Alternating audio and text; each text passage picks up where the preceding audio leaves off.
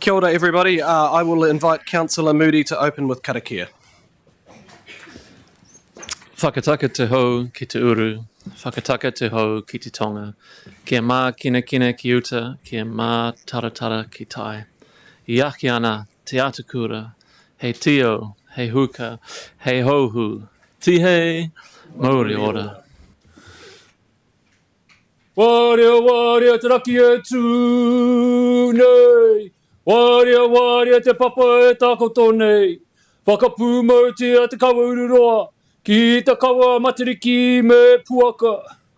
Manawa mai e te pūtaka puaka.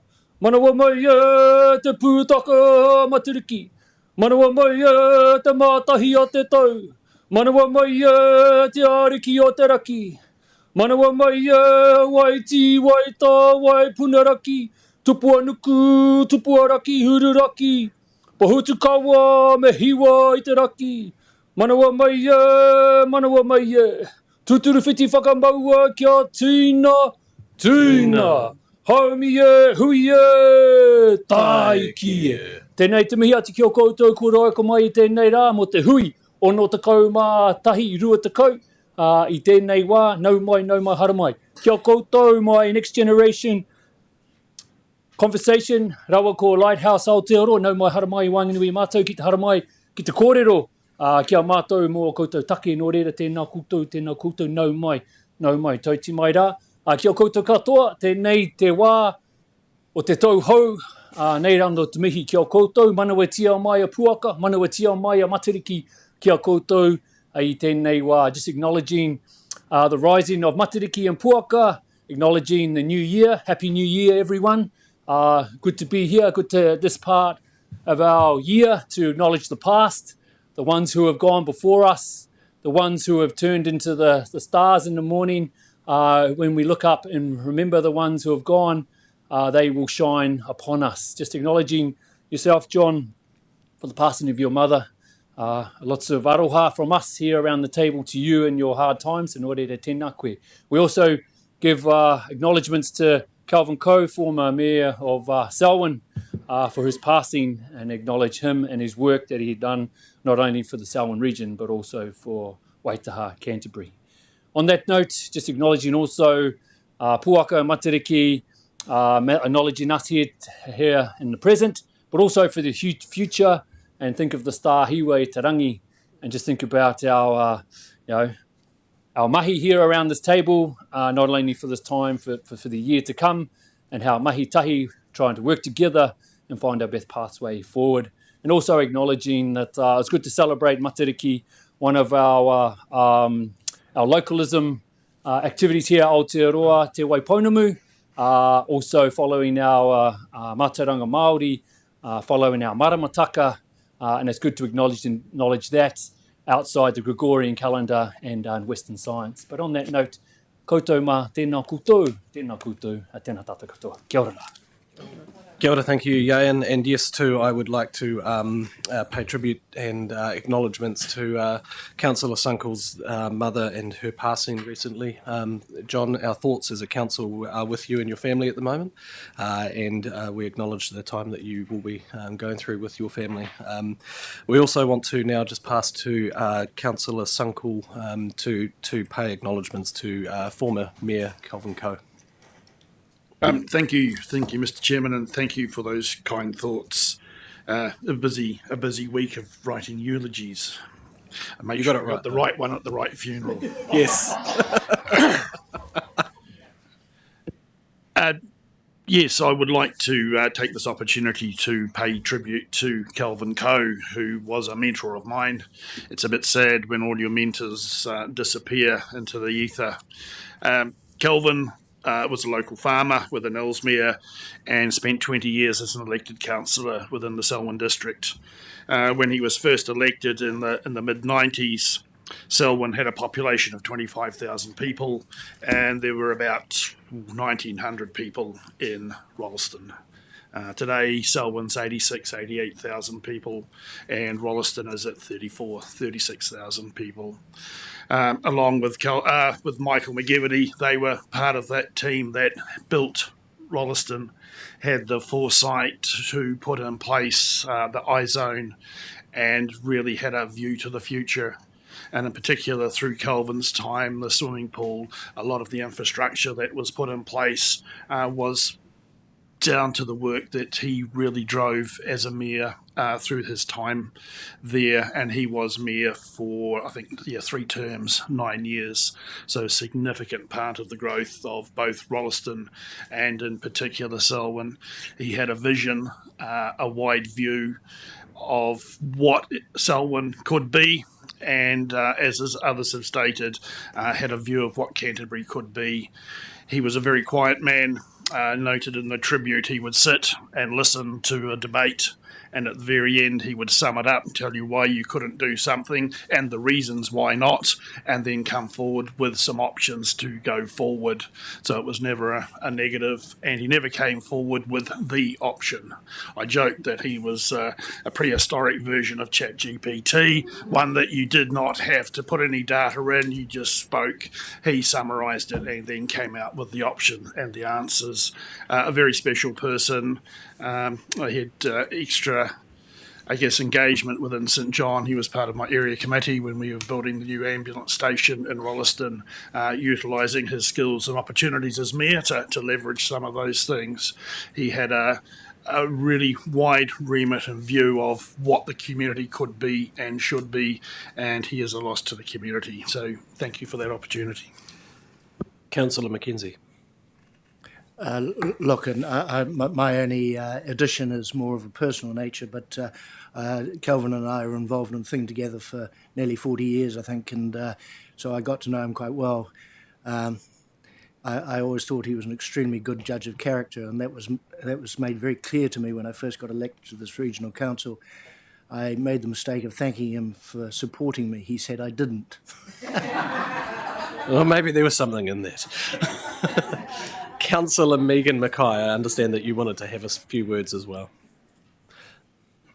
Yes, kia ora. Thank you for giving me the opportunity to also acknowledge Mayor Kelvin Coe and his contribution to local government in Canterbury. And in particular, what I wanted to acknowledge was his leadership in 2014, when Selwyn District Council became the first territorial authority to join the Te Waihora co-governance agreement.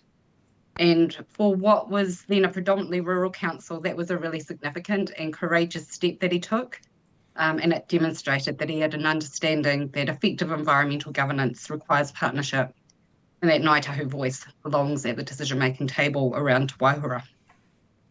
And I just wanted to point out that at a time when Māori representation in local governments under significant pressure, it's really important to think back and recognise the leaders who were prepared to step in the other direction. And I think that Mayor Kelvin Coe's leadership on Te Waihora deserves to be remembered. And I and my Ngāi Te Rua Hikihiki Hapu extend our condolences to his whānau, his friends and the Selwyn community. Thank you. Kia ora. Well, welcome to the 612th Council meeting. Happy New Year to everybody for Matariki. I've been informed that there is a quorum present, and I'm pleased to declare the meeting open. Please note that there is a public excluded supplementary agenda added to the meeting, and which has been distributed. We will receive and consider the inclusion of the supplementary report, and then if Council agrees, we will discuss the paper in public excluded. And this is on pages 2 to 4 of the supplementary agenda. So we're moving into item 8.6, which is on your agendas there. And I will put the motion that is up on, this is to receive our supplementary agenda. There's a motion that will be put onto the screen. And this states that we will receive and consider the following report, which is the potential Kokoda co-investment. Do I have a mover? Councillor Ian Mackenzie, and a seconder was, I think I had a seconder, was Councillor Genevieve Robinson. Any discussion on this? All those in favour, please say aye. Any against? That is carried. Thank you very much. We will discuss that later in the day. Now moving to item 2, which is apologies. I have received no apologies for this meeting, but I have received a notice that Councillor Davies and Councillor Megan Mackay will be online. And then I have also received a potential early departure from Councillor Mackenzie for a funeral. Are there any conflicts of interest for this agenda today? No? Okay. Moving to public forum and deputations and petitions. We do have one public forum today, which is really exciting. We've got representatives of Next Generation Conversation and Lighthouse Aotearoa are here today to talk about matters related to climate and environmental decisions. We've got Bronte and Joel. You may come to the table. This is your time. So welcome and thank you for being here today. You have 10 minutes to present. A bell will sound at 9 minutes to indicate that you've got 1 minute remaining, and then we've got a little bit of time for questions as well. So the floor is yours, Bronte and Joel. Thank you so much again for coming in. Kia ora everyone, my name is Joel, this is Bronte, and we are here representing on behalf of the Next Generation Conversation and Lighthouse Aotearoa. To give some quick background, Next Generation Conversation is a group of almost between 15 and 20 of young people aged between 10 and 18 from around the Christchurch and Banks Peninsula area. And in September or October last year, we went on a shared camp opportunity with Lighthouse Aotearoa, a similar group based in the Nelson Tasman region, to brainstorm our ideas, put them together in the form of a letter that we sent out to local and national politicians, including to Environment Canterbury, and we also received a response from you, so we'd like to discuss the letter, the response, and what comes next.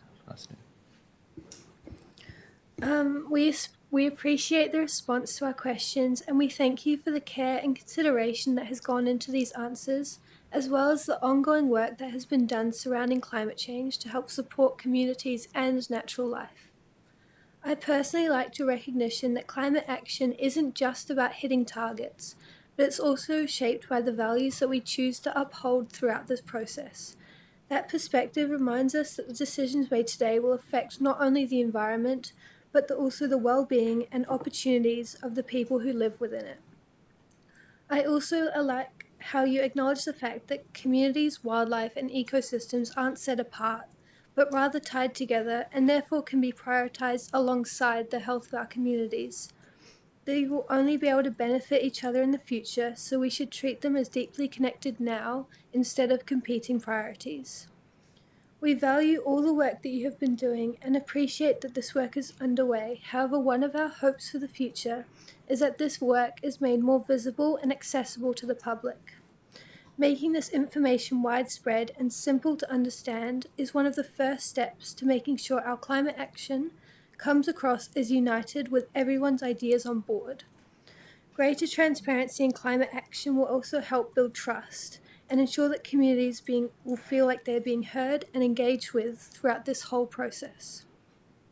We also encourage you to continue creating opportunities for collaborations within and around the local communities, particularly children and young people.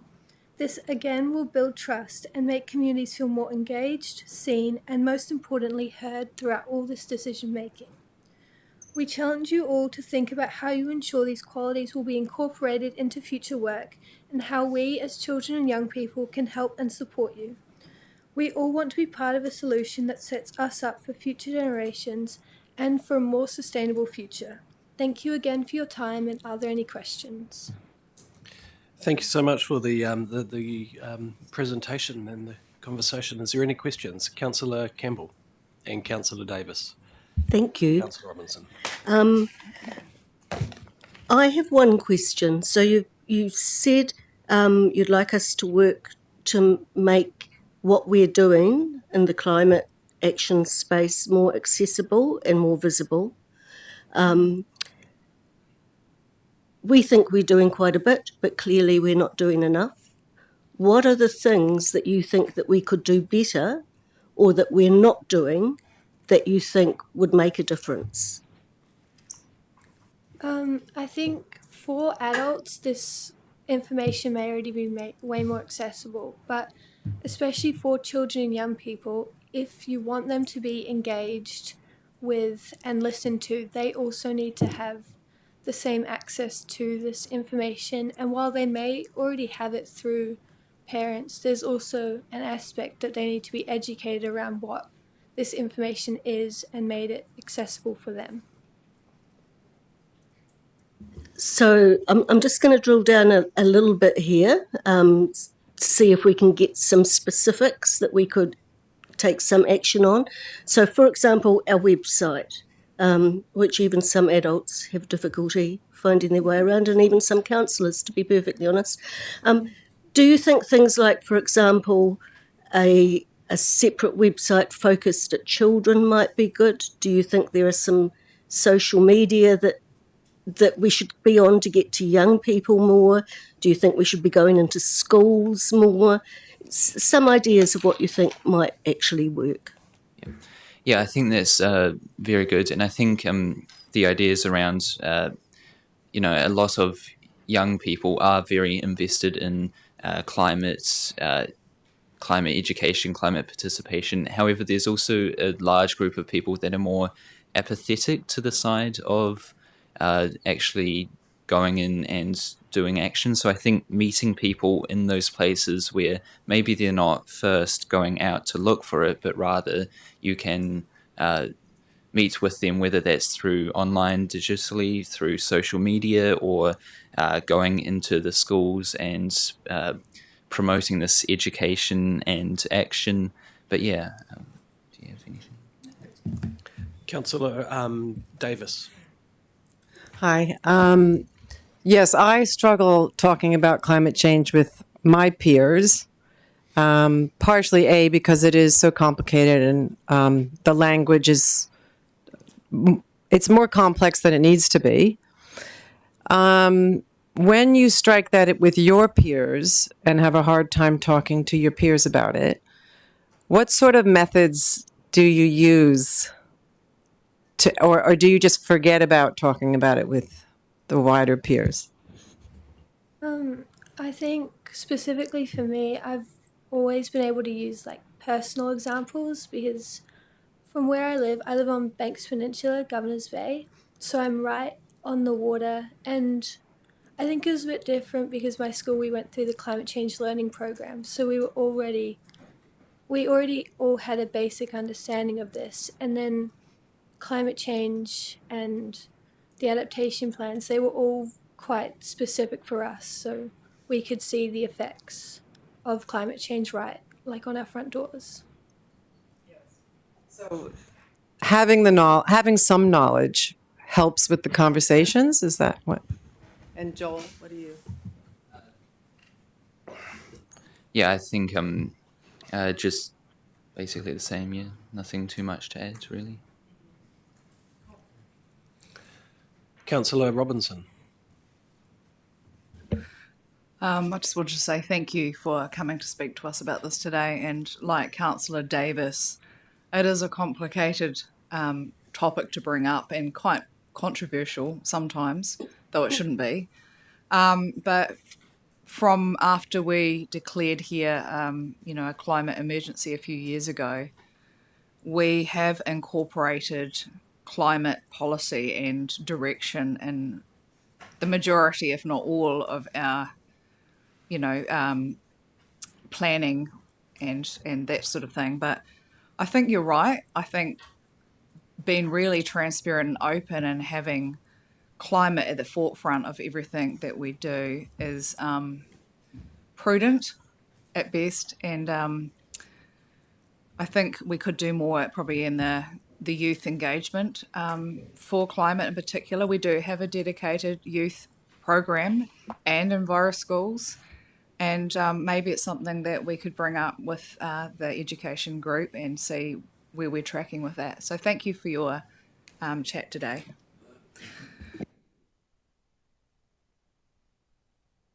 Are there any more questions or discussions we'd like to have? Just having a conversation about something around Merrill Forum and the climate work that we do from the climate plan there and how you daylight that piece of work. So it's just sparked an idea in my mind from your conversation. So I'm just on the go. But who else has a question? Sorry about that. Councillor Scott, did you have a question? Nobody else got questions? Okay, thank you very much for your time here. And as you just saw, that I was in the middle of sparking some ideas in my mind about how we could potentially daylight some of the information and some of the work that's going on, not just at our council and not just at the other TAs, but more the collective work for Canterbury around the Merrill Forum, because we do have that climate plan work that we do, or climate action plan work that we do at that Merrill Forum. So again, I really want to appreciate the letter that you gave to us, and thank you for acknowledging the response that we provided to you as well. May I please have the resolution up on the screen to accept receive the public forum, and to say that we'll provide a reply to Next Generation Conversation Lighthouse Aotearoa as soon as practicable. Councillor Robinson and Councillor Campbell. All those in favour, please say aye. That's carried. Thank you very much. Again, I appreciate your time. So now we're moving into okay, thank you. Item 4.2, which is deputations, I haven't received any, and 4.3, which is petitions, I have not received any either. Item number 5, extraordinary and urgent business. Is there any extraordinary or urgent business today? Apart from pretty much everything that our council does at the moment is extraordinary, but is there anything else that anybody's bringing? No. I just kind of been thinking about that, what that actually means recently. And I haven't received any notices of motion for this council meeting. We'll move right into the business part of the meeting now, which is the minutes of the previous meeting. This is item 7.1. It's on pages 70 to 60 of our agenda. The minutes are attached, and the minutes are in attachments on page 2 to 6 of the separately circulated attachments. Are there any matters of accuracy relating to the minutes of the meeting for June 24, 2026? Noting that Councillor Faulkner has signalled some changes to some wording or a mistake, and we've already rectified that. Okay, may I please have a mover for this? Councillor Davis and Councillor Ward. All those in favour, please say aye. Any against? That is carried. Item 8.1, adoption of our strategic direction. This on page 61 to 65 of our agenda. Our recommendations are on page 61. Amy Ellison, Director of Strategy and Planning, and Cecilia Ellis, Principal Advisor, to introduce the report. Edmund Davis is also coming, Senior Strategy Manager. Amy, Cecilia and Emma will come to the table and speak to this report.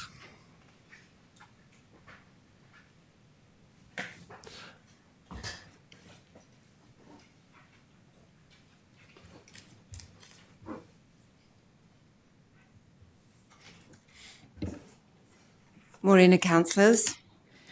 The purpose of this paper is to present the Canterbury Regional Council strategic direction for adoption following endorsement by the Strategy and Policy Committee last week.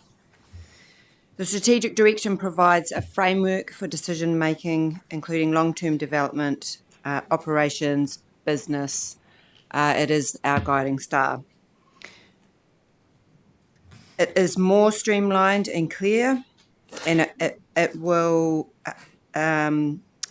drive our performance for the foreseeable future. Thank you, councillors, for your engagement and leadership during this process and speed. A good game is indeed a fast game. So pass you over to my colleagues. Kia ora, councillors, and just a couple of other points to make. Presenting the strategic direction, this follows a number of workshops where staff have worked with you to follow your guidance, which was to develop a strategic direction that would really focus on the priorities, and particularly in this time of change. And the feedback and the themes that came through very strongly was for something that was very succinct and directive, and that then could be used for the development of the LTP to inform decision making, where we make investments and prioritise the work, and providing that direction clearly for engagement with our partners and our community, and also to support staff in being very clear about where to prioritise their effort. The strategic direction was endorsed, and so in the past week I just wanted to share also that the feedback from staff having looked at it is that they've been really, it's been really positive, and they've comments are that the 3 strategic priorities have really provided very clear and focused direction. So that's been some staff feedback, and I just thought I'd share that with you. And and it will be included as we develop the long-term plan. It will form part of that and inform that. So there will be the opportunity throughout that process for consultation and engagement on the strategic direction with the community. So I will leave it there and through the chair, take any questions. I've got a question from Councillor Faulkner. I just had to find a question in my statement, which I have.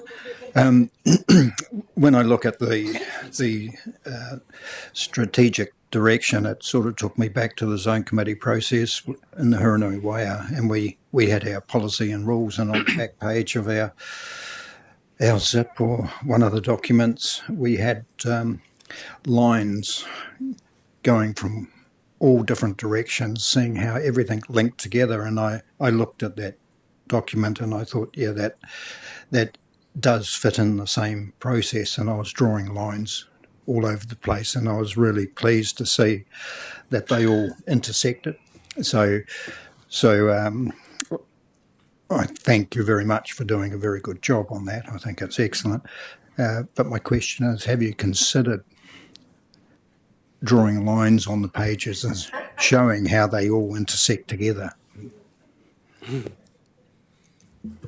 It is really important that it's integrated, but no, we aren't intending to draw the lines, and we hope that through the work and the presentation it ties together. I think it is a really important point, and actually the strategic direction, it's embedded into our long-term plan, onto our website, into a lot of our collateral. So through that, it will be linked to our outcomes, our levels of service.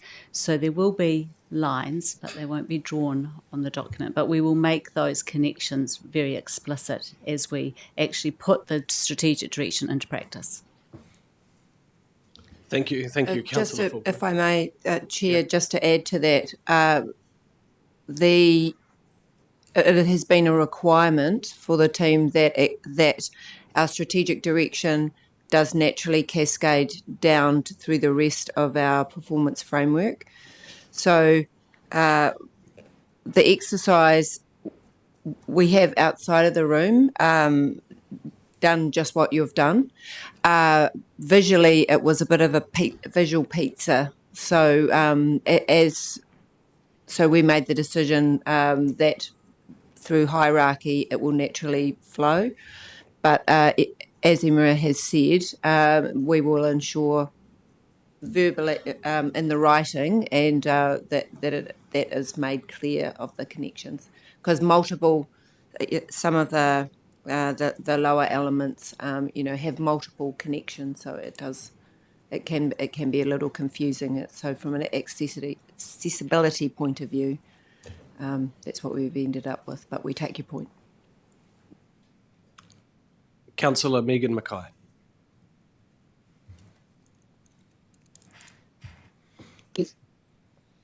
Hilda, thank you. So first, I just wanted to acknowledge that I'm going to support the recommendation and recognise that the Strategy and Policy Committee endorsed the proposed strategic direction last week. I didn't raise these questions in that meeting because I've more arisen over the last week as concerns around mana whakapono orohi have arisen. And it made me just want to pause and reflect a little bit more closely on how Council describes and gives practical effect to partnership commitments. So my 2 questions are, well, the first one is in relation to paragraphs 12 and 14 of the paper. And I just wanted staff to confirm that the guiding principle of treaty partnerships is intended to carry forward to the full substance of Council's partnership commitments under the Tuia relationship, rather than narrowing or diluting those commitments. Through the chair. Should I ask my second one now? Now we'll get You the go, first sorry. question out of the way. Great. So we heard very strongly through the workshops that we had the importance of an enduring commitment to Te Tiriti and the partnership. So that was something that came through in the workshops and in the discussions, and was a very strong focus. In developing it, we were also aware of the direction to make the strategic direction more succinct and the wording more succinct. So that was the abbreviation from the previous wording. However, what I certainly heard and what I would like to reflect back is that it was very much to endorse the commitment to the Tuia agreement. And it was, we didn't hear at all, and it wasn't an intent to reflect back that it was diluted in any way. So it was a very strong focus and enduring theme that we heard come through. Thank you. My second question is in regards to paragraphs 19 to 21, and just asking in terms of the next steps in engagement, how Papati Purunaka will have the opportunity to speak into the strategic directions and through the long-term plan process.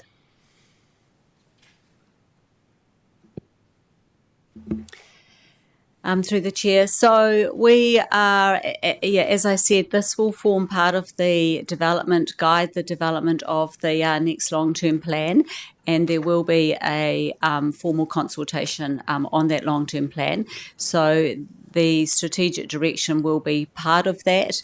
And so the engagement through that process will be through with the community, with our partners. So we are developing the process for developing the long-term plan now, and we'll certainly look at the opportunities for engagement with Runanga as we would do in the course of development of the long-term plan. So we will continue to provide more information on those opportunities for you as a council to engage with. That's very helpful. Have you got any further questions, Councillor Mackay? No. No, just those two. Thank you. Councillor Davis. I'm curious on the staff's perception of this. To me, it feels a lot lighter and a lot more direct, and I feel really good about this. Does it feel to you that you've shed some layers and you feel lighter and more prepared?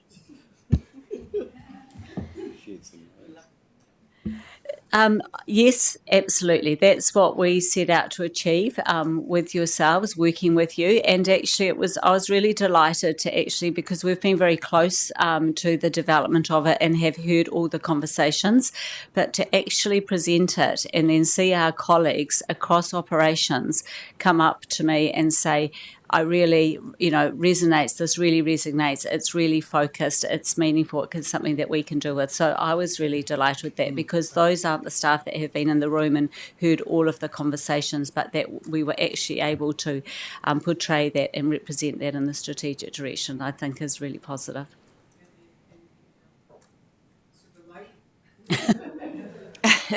Councillor Robinson. I would hope so, yes. Thank you. Mine's more of a sort of regarding the legal review, and I note that the one through the strategy and policy at the time hadn't had a legal review, but this one has, which is great. I'm wondering if that has happened post or pre the latest government announcements on the new plans and etc. And if, yeah. That was pre if you're referring to Monday's announcements, that was, pre. Yeah. Councillor Scott? Yeah, that's good work. Thank you for this. I don't know about shedding layers, but it seems to be quite a good piece of work. My question really is about risk assessment in terms of where this sits. I mean, it's integral in terms of setting a direction for long-term plan, but we know that, like under 18, you've pointed to the fact that we are in this process of change, and even though there hasn't been any direct commentary about long-term plans and how we fit into that process, I'm just wondering in my own mind, are we likely to go over a cliff here somewhere and say, look, you guys are out of here, so you don't need a long-term plan, or will we still just push down that path? Through the chair, we've been directed by the Department of Internal Affairs to continue.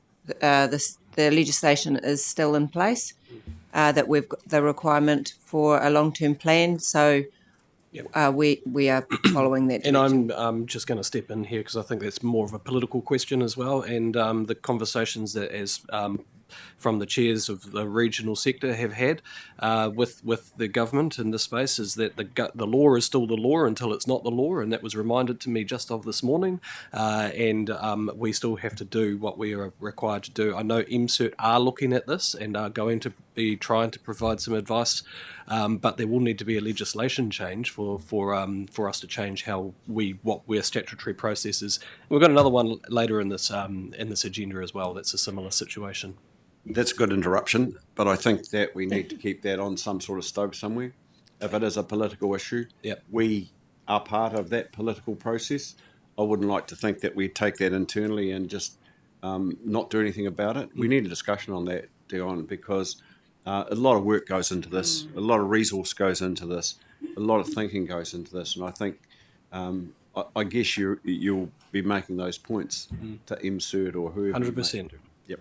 Every time I get the opportunity, I make that statement about how ridiculous some of these processes are given the situations that we're in. So I'll leave that at that.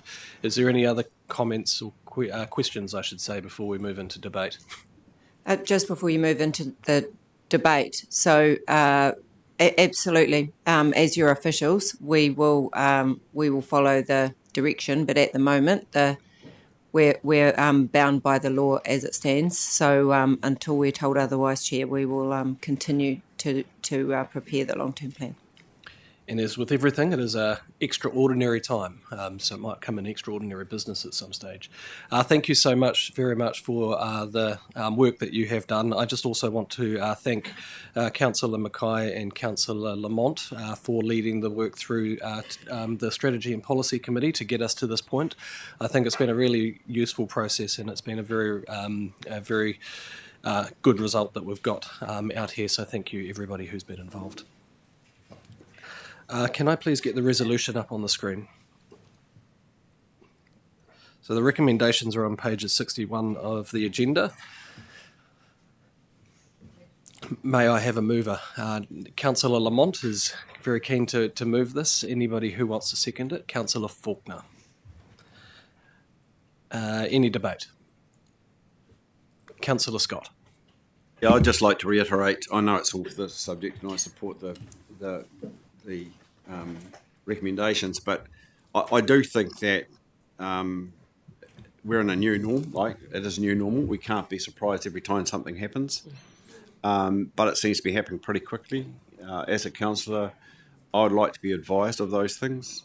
I think that we've got some input to MCERT through you in terms of the simplification of local government. That's a really, really easy title, but one of those things that sits in behind that was to be able to deliver services more cost effectively. If the central government's asking us to do a long-term plan, it takes a lot of resource and a lot of time from this organisation, and then somewhere along the line we're going to fall over or not, it's not going to be required. That's a lot of money spent for nothing. And I think that really frank advice to central government about the fact that you've intended to do a lot of things to regional councils. Yeah. You've intended to do a lot of things. Are you going to do those things? Because if you're not going to do those things, let us know, and then we can get on with our processes. But if those things are going to happen, we can save a lot of money here. We're talking about ratepayers' money. That's what we're talking about. They've talked about simplification of the process to save money. So I feel, Chair, I feel like I'm in this on the seesaw, and I don't know where it's going to land. You know, like, we just need to get some decisiveness in this. I just spoke, and I'm breaking the rules here, but I think what might be useful is I know LGNZ has sent a letter to MCERT, CE's forums have sent letters to MCERT. We should send one to MCERT maybe as a council, and let's take that offline and talk about that because we'll just reinforce the point and keep saying it. Moving to Councillor Cranwell. Kia ora tātou. Yeah, just acknowledging the work for the staff on the strategic priorities and putting the vision and purpose forward. It's taking reflection of the past terms and also looking to where we are at this point in time, how we can streamline a bit of work moving forward, and then probably reiterate Councillor Scott. Just finding ways of not spending taxpayers' money or ratepayers' money when we don't have to, but just acknowledging the work from the staff.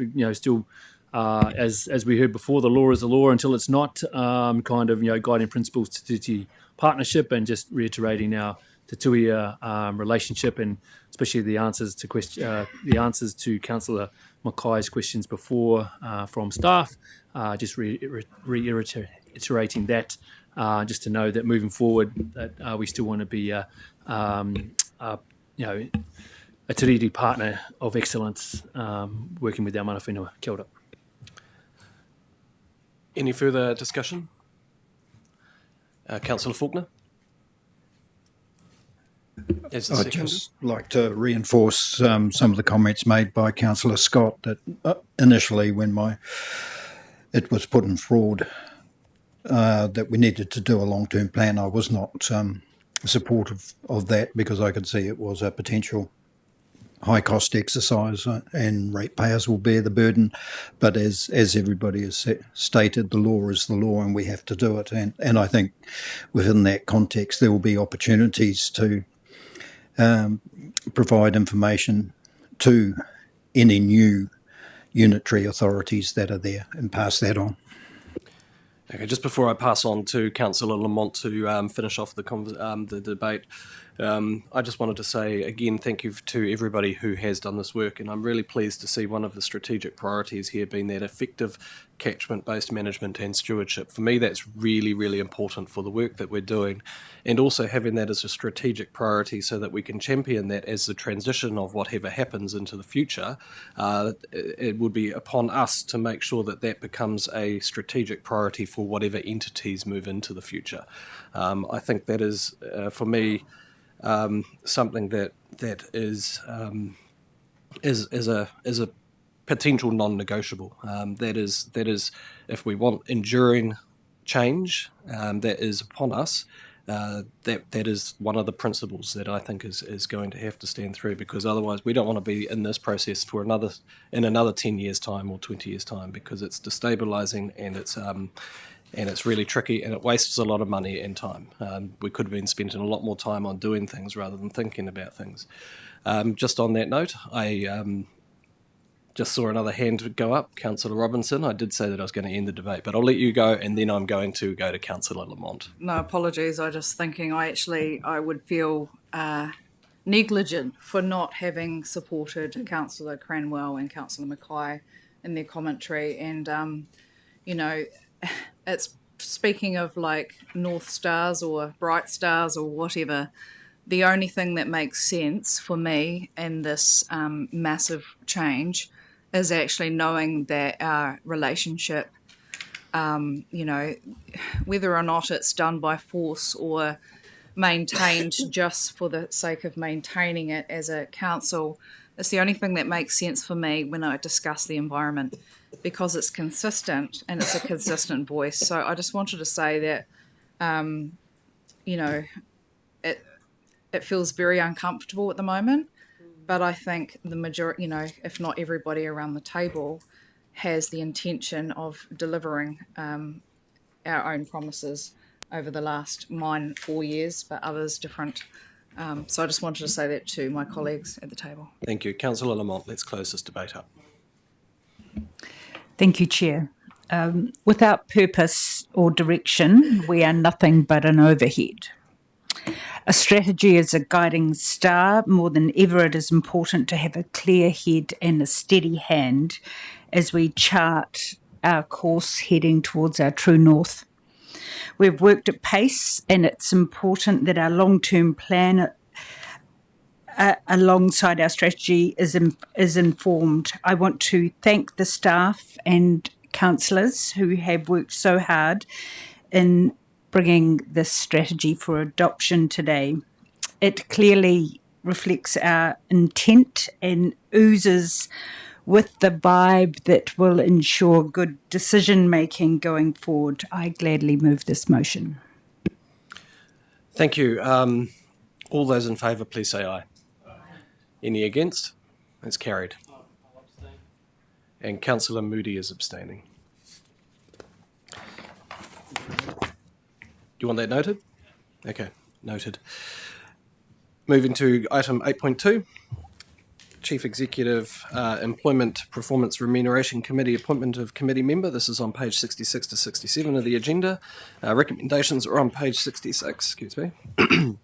Joe Domerton, Chief People Officer, will introduce this report.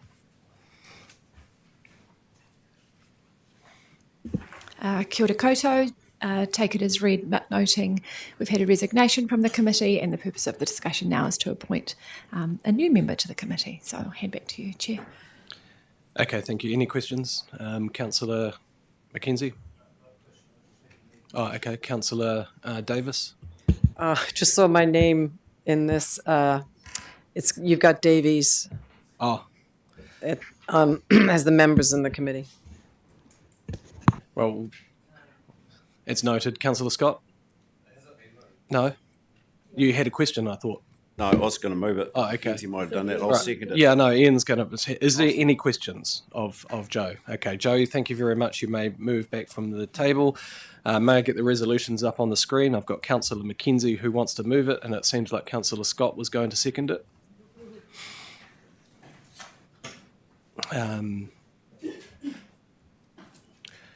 All those in favour, please say aye. Aye. Any against? That's carried.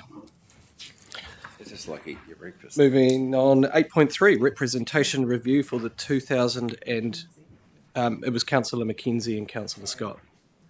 Moving 8.3, representation review for 2028 elections. This is on page 68 to 72 of the agenda. Recommendations are on page 68. Stephen Hill, GM Governance, and David Perenara O'Connell, Te Pou Haerenga Director OCEC, and to Tiriti Partnerships to introduce this report. Man, you've got a long title.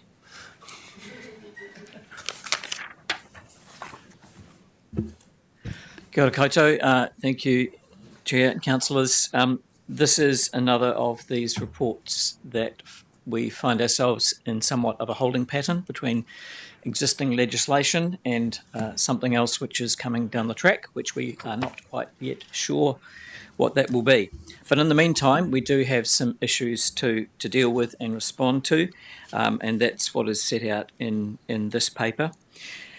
So the paper first responds to the notice of motion that Councillor Davies brought in relation to the representation review, but it also gives you as a council the opportunity to respond to the recommendation that the previous council made. That was a recommendation that that the council holds an in-between cycle representation review ahead of the 2028 local authority elections. That is not a binding recommendation from the previous council, but it is prudent that you, as the new council, consider that recommendation. Hopefully, the paper sets out most of the process in the background, but just to step through the key points in this. Council did hold a representation review in 2023-24 ahead of the 2025 local elections. That was part of its normal cycle. Councils are required to hold a representation review at least every 6 years. So it's normally on a 6-yearly cycle. Councils do have the option, if they wish, to undertake a review in the in-between years as well, if they wish to do so, which was what gave rise to the previous council's recommendation. So the proposal that went through the 20 for the 2025 elections, put in place the representation structure that we currently have with the number of councillors, the constituencies and the constituency boundaries, all of those issues that were worked through as part of the process. And so we find ourselves now in this situation with a little bit of a lack of clarity as to what will be occurring at the 2028 local elections and then beyond that point. We note that the impact of the Simplifying Local Government recommendations and the Head Start proposals are currently that the indications are that elections will not be held for regional councils in 2028. Looking at some of the guidance documents that have been issued for the Head Start proposals, there is an indication in there that for those councils that go through a Head Start proposal, there will be a process, which we have yet to see, but there will be a process as part of the detailed design phase that will include considering the representation arrangements for any new entities. Again, we don't know what those are yet, but we understand that that's what will be part of that process should it transpire. Given the situation that the council finds itself in, the recommendation from officers is that it considers the recommendation from the previous council, but resolves not to carry out a representation review for 2028. Thank you very much, Stephen. Any questions of staff? Councillor Campbell and then Councillor Robinson. And this one has just occurred to me, so I don't have it written down, so it might ramble a wee bit. Paragraph 27, key risk, is that following the general election, there's a government that thinks differently and everything's slowed down or tossed aside or whatever. And I don't think any of us can tell what's going to happen, but let's just, for the sake of this question, assume that happens. If that does happen, and we decide that we do actually want to tweak things for the 2028 election, is it possible to enter the process again then, or is it getting too late and we'd have to hold it over? There would certainly be time to undertake a representation review. It possibly would be slightly truncated from the usual timelines, and so there would be no reason why the council could not enter into that process should it wish to do so, and the legislation provided for it. Again, we don't know what legislative changes might be down the track, but there is no reason why we would not be able to enter into that process. Councillor Mackay. Just getting. Sorry, I had Councillor Robinson first. Thank you. Sorry, just about threw me off there. Yeah, I think Councillor Campbell actually just asked the question I asked previously. However, I'm just concerned based on the last review we did. I was in a central ward and that shifted, and in doing so 3,500 people that normally would be in my area were shifted to another ward. My own concern is that we did resolve last triennium to do a deep review of what's going on, and my concern going forward is that future democratic options might not be resolved prior to how things look. And so I guess I know their report has assessed parts of that with relevance. Is there anything really untoward that you've noticed that in the last few days since this report that could be warranting another review?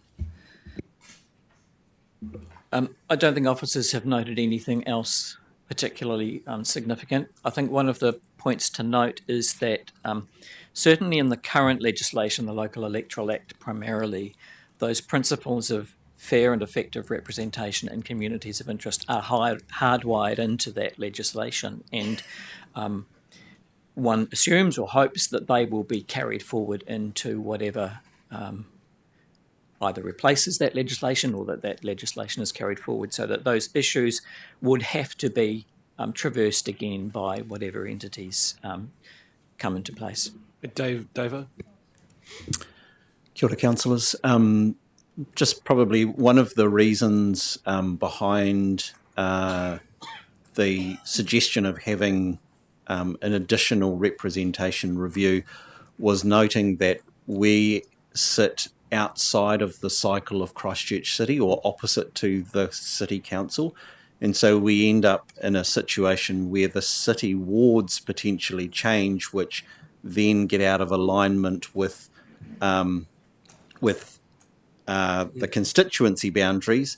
And so anyone then running in those subsequent elections there can be an additional cost to those, because they're having to provide information into two different wards, and yeah, that additional cost of running an election. But that was a key consideration, and it was recognised as an issue. Hence, having this potential representation review would bring that cycle in line with the city, which most regularly disrupts those boundary alignments. Councillor Sunkel. Oh, okay. Councillor Faulkner. Thank you for that. I just looking at the options and the information that you've provided there, and I look at the in item 9, 2031 election cycle, and it seems a long way out. Why is there not the preferred decision to revoke the motion? Because it seems to me that there is so much uncertainty about boundaries, about constituency, about unitary authorities in the future, that it is too confusing, that we should just basically put a line through it and let the new entities take over. That's effectively what we're doing. I suppose the officer recommendation effectively has the same outcome, but it takes it through a process of considering that previous council's report and making a decision not to proceed with a review. Simply, we looked at the recommendation from the previous council. Because that is not binding on the council, our assessment was that a revocation or rescinding of that motion was not required, and we could work through this process. Rightio, thank you so much, Stephen and David, for presenting this report. You may leave the table. I've got Councillor Mackenzie wants to move this, and Councillor Sunkel will second it, if you're okay with that. If I get the resolution up on the screen first, that'd be useful. Now, do we have any debate on this item? Councillor Mackenzie? Just to say, as Councillor Faulkner very wisely pointed out, it's highly pragmatic just to get on and pass this motion. I don't think that we have any options other than to do that. I would like to discuss overheads and oozing, as Councillor Lamont did in moving the last motion, but I haven't been able to work those words into this motion at this stage. But well, maybe in my I'll let you reply, come back. You've got an opportunity to sum up the debate, so you've still got time. So use your time wisely, Councillor Sunkel. Thank you. Just a comment. I was the prime driver of this review, and it came out of one of our councillors in particular positing that there should be one representative representing South Canterbury and two representing Selwyn. We chose not to go there in the debate. The residents of Selwyn got excited and thought there should be two representatives there. By 2031, through that process, Selwyn will be at 100,000 people, and it will be the equivalent of any one of the urban constituencies. So it would, and by right, deserve two councillors if things remained the same. But that still creates an issue for South Canterbury, 40% of our geographical area, and potentially only one councillor trying to represent that. So I was the driver of that, and the main consideration was the challenge that we had in Selwyn, South Canterbury. But that resolves itself when we do see the change in entities, so quite happy to support this motion in the interim. Councillor Mackay? Look, I'm also going to support it. I think that given the context of what we're working in, local government reform, we haven't got any real direction from we've got one direction from the current government. We haven't got anything that counters that strongly from any opposition side or perhaps a following government. So given the uncertainty, I think that it'd pay to resolve this, particularly number 4, that we don't carry out the representation review, and that gives us more time for certainty for what might actually happen. Thank you. Anybody want to speak to the contrary? Councillor Robinson? I support it in part, but I still have a gripe from last triennium where we resolved to do a review. And as I say, this isn't just about the region, it's about the city structure as well. And I still can't let it lie that 3,500 people moved out of our ward because of that review. And just putting it in context, Councillor Greg Burns at the time could barely be in his own ward and living in it because of that change. And so it was quite big, but we were hopeful that the full review would happen and things could be rechecked. That isn't happening by the look of it. I will actually abstain on this because of that very thing. I can't let it sit. Councillor Mackenzie, I'm going to give you the sum up rights. Thank you. Look, we should pass this motion. We would be oozing wisdom in reducing our overheads and risking the risk of self-immolation. I urge you to approve this motion. Here, you've done well. Good work. All those in favour, please say aye. Any against? And Councillor Robinson, do you want that noted? Are you against? Okay, so noted. Do you want that noted, Councillor Robinson? Yes, okay, excellent. 8.4, public that's passed, carried. 8.4, public transport Aranui trial update. That's pages 73 to 78 of the agenda. Recommendations are on page 73. Derek Walsh, Manager for Public Transport Operations, Stuart Gibbon, General Manager for Public Transport, and Giles Southwell, Director Corporate and Public Transport Services, to introduce this. We'll come to the table to introduce this report. I'll let you, over to you.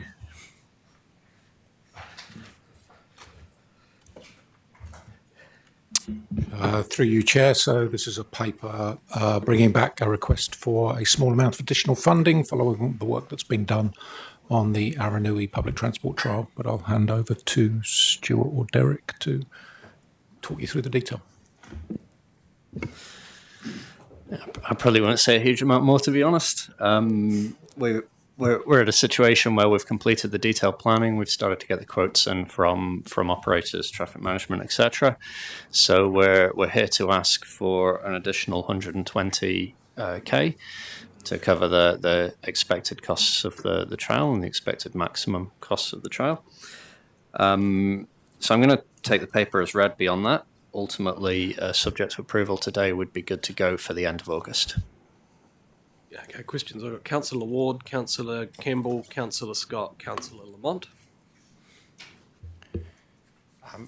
Thank you for bringing this paper to us today. I've got two questions. The first one is, what's the justification around the extra $120,000 of spending? And the second question is, what's the justification around the $46,000 to $85,000 for traffic management? Yeah, so I guess if we reflect on the starting point for this, we were asked to move very quickly, and we agreed, I think, to move forward on an estimated value of $600,000 to lift this trial up. Ultimately, in the interim, we've we've done the detailed work. I guess if we look at some scope change items, for example, we estimated 600 grand, and we were looking at a hail and raid situation. We've been asked to use formal stops, so that incurs the traffic management plan costs. You've seen that range there. That's the biggest single cost increase. The bus operation cost is pretty close to the 600 grand estimate. So in terms of traffic management costs, we've got two quotes from the contractor, the lower end of 45 grand and the higher end at 85 grand. It's simply a case of how often they will need to go out and change stuff on the ground. So the traffic management contractor is going to go out there. They've got some paperwork, but it's pretty low cost there. They're going to put the temporary stops up, again, pretty low cost. The real cost is inspecting and replacing equipment out on site. So we have agreed with the lower end quote with the traffic management contractor, but that provides for a set number of inspections and a set number of replacements. And if we need to exceed those for any reason, then the costs will rise. So we can rely to an extent on our bus drivers inspecting they will basically notify us if a stop is missing or whatever. So that reduces the number of inspections we have to pay for from the traffic management company. But ultimately, if we find that someone in the area collects bus stops or something, and we turn up every morning, they're all missing, then that cost will start to escalate. So I can't give guarantees on that, but we'd say we're pretty confident, and the traffic management company are pretty confident with the values they've given us. Don't the city council do infrastructure? Yeah, that's normally the case. For a 1-year trial, they can't justify putting in permanent stops, so they've asked us to go down the traffic management route. We're also advised by CCC it would be a minimum of 6 months for them to put in temporary permanent stops, so to get this going quickly. Can we not demand a cost recovery? It's not our responsibility. I think it's important to recognise that our council have made a decision to run a trial. The Road Controlling Authority is responsible for providing permanent fixed bus stop infrastructure. Mm-hmm. They are not responsible for providing temporary traffic management for trials that other parties may or may not want to run. So our view is it is our cost to carry. It's useful to note that if council ultimately chooses to make the service permanent at the end of the trial, once permanent stops are in place, which would be provided by City Council, then the temporary traffic management costs would cease. And so the ongoing cost of running the service, as it's noted in the report, is circa 630k. Obviously, we'll have to add indexing to that in a year's time, but that's well within the estimated range we gave council at the very beginning of this process. Okay, sorry, I got a bit wound up then. Do you have any other questions, Councillor Ward? I was going to ask the same question as you've asked. Apologies, I got wound up. Do you have any other questions though? Okay, so Councillor Campbell. I've got several questions. I'll stick with this one first. So temporary traffic management, temporary bus stops. Are we talking bus stops on sticks with sandbags around them saying temporary bus stop? Okay. So my question in response to that, because that could be problematic, and we're talking purely in the Aranui and Avondale area because there are bus stops everywhere else. Is it not possible to the bus stop that I catch a bus at, it has a shelter, which is obviously part of the permanent thing, but it has a bus stop sign connected to a lamppost by a wire, a metal thingy, which I assume is somewhat less prone to people collecting, and I can't see would be hugely expensive to install, even as a temporary measure. Is it not possible to look at something like that to hopefully lower the cost of having to inspect and replace? Okay. Firstly, I'm not an expert in the traffic management rules, so I would need to revert to you on that.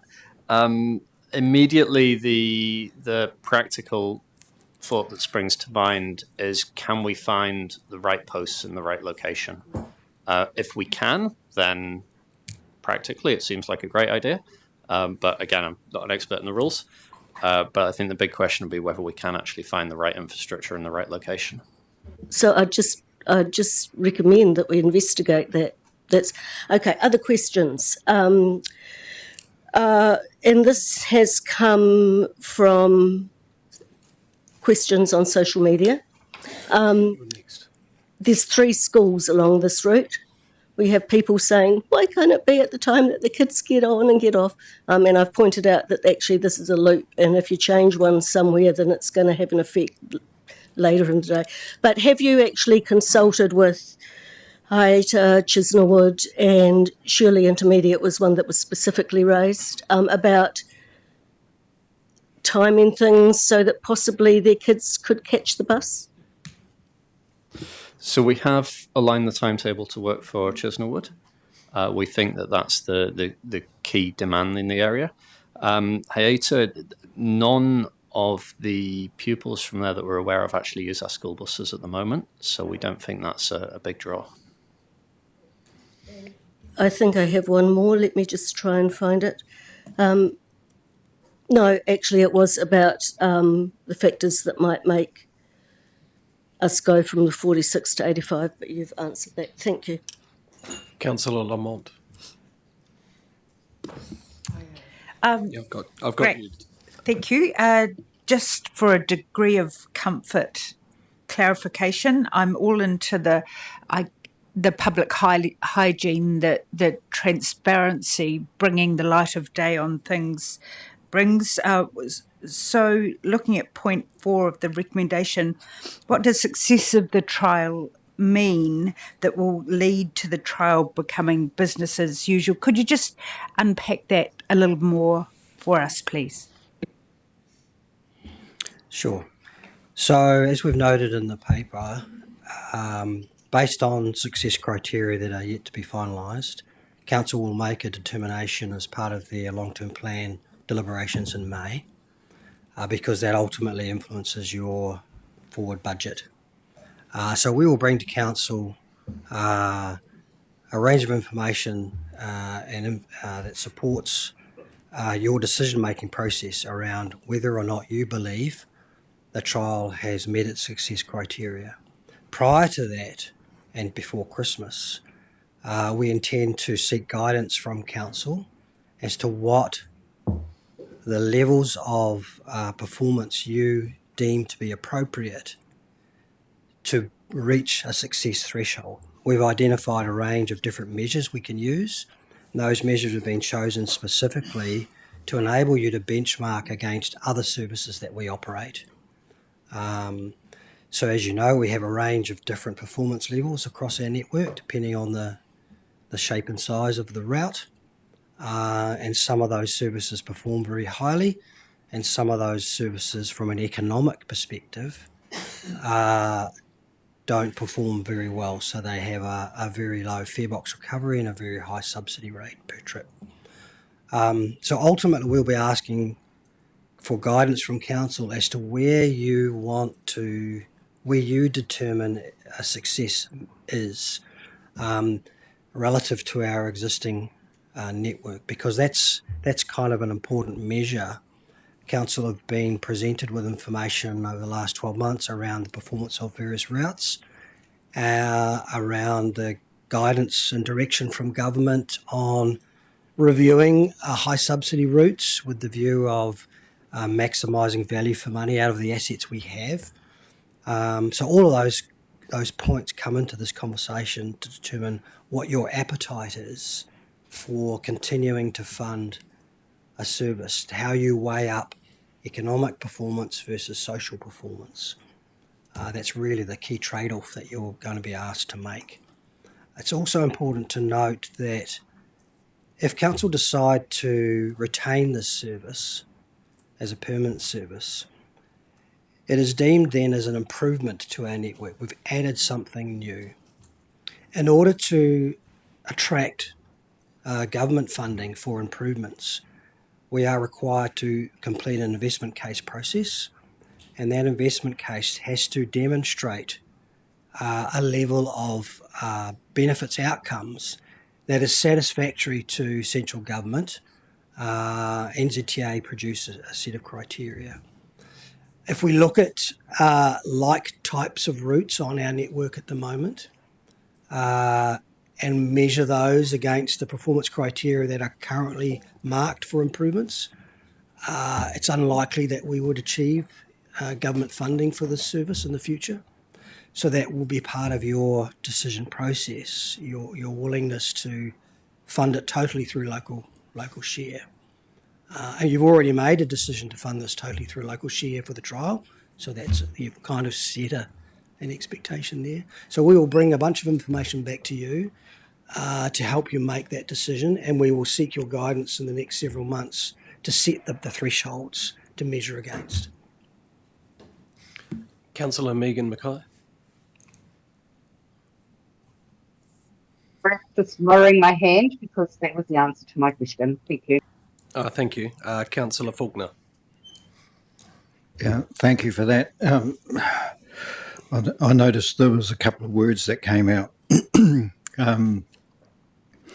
Could increase costs in the future, and that uncertainty and the 20% increase in 4 months concerns me. I know we've got a 12-month period, and my appetite is kind of waning on my decision to recommend it in the previous decision because it was 600,000, and I was under the impression that would be running relatively close to it, and now it looks like it could exceed that quite substantially, and that does concern me. Is it possible to reduce the time frame from 12 months to 10 months or 9 months so that we get an indication of where we're going?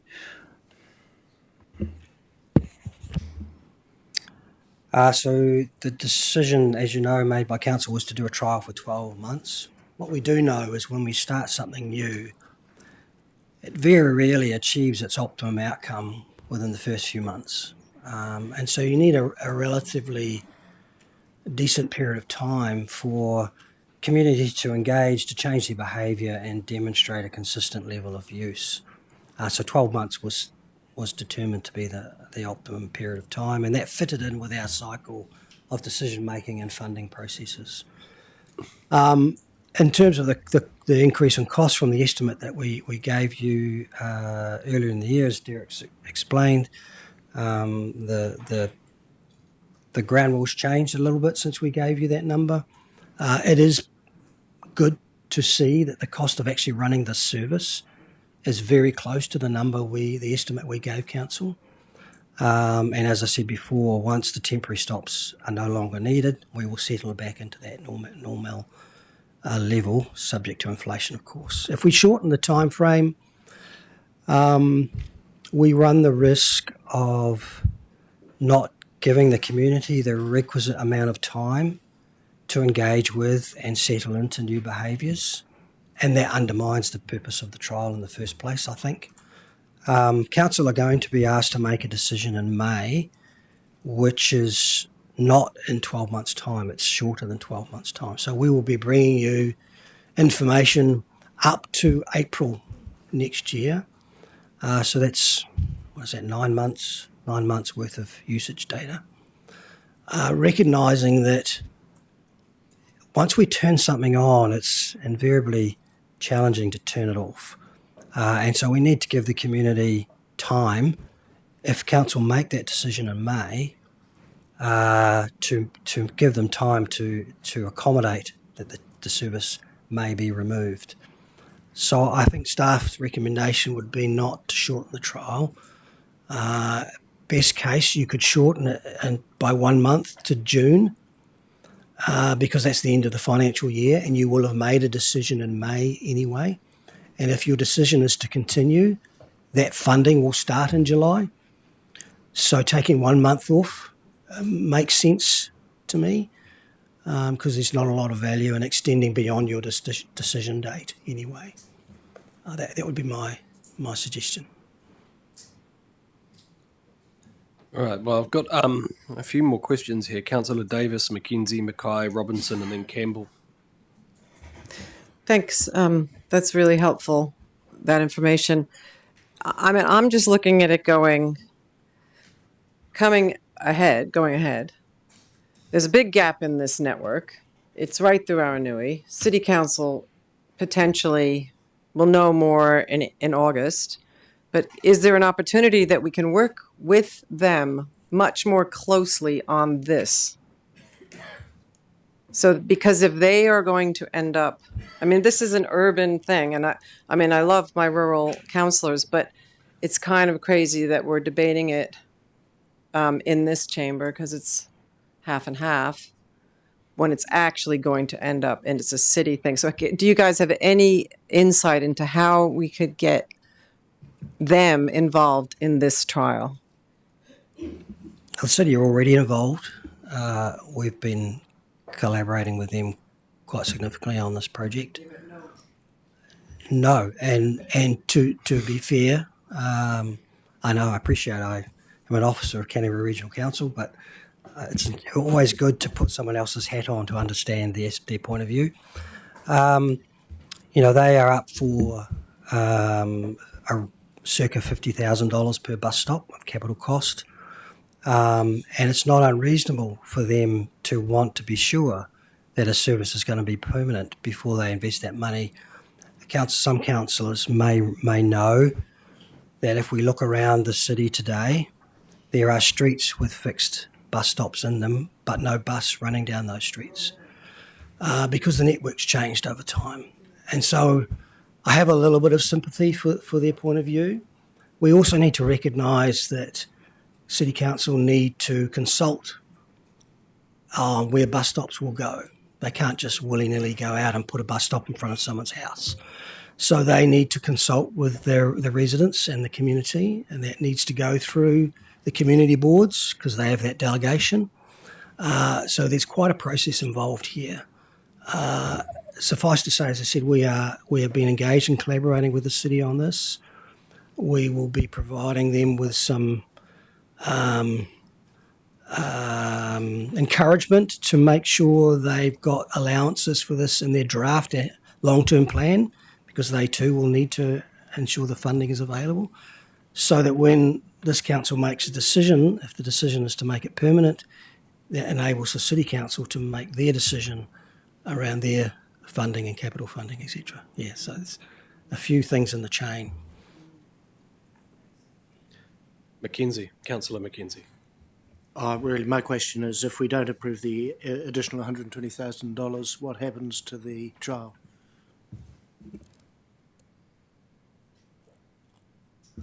If we don't get approval for the additional 120,000, two things potentially could happen. Council could approve funding to actually run the service, which is $630K, so we need an extra $30,000. And we would have to operate the trial on a hail and ride process. And Council have already made a determination on that and instructed us not to do that. So either we have bus stops, or we have hail and ride, or we can't run the service. Just sorry, for a country boy, hail or ride is when you wave your hand at the bus drivers and hope he stops. Yeah, and we've been using that method in the Rolleston trial. So when we made the decision not to go to hail or ride, did we understand by going to hail or ride we'd be saving 120 grand? We wouldn't have had that costing information to provide you at that time. Mm-hmm. Councillor Mackay.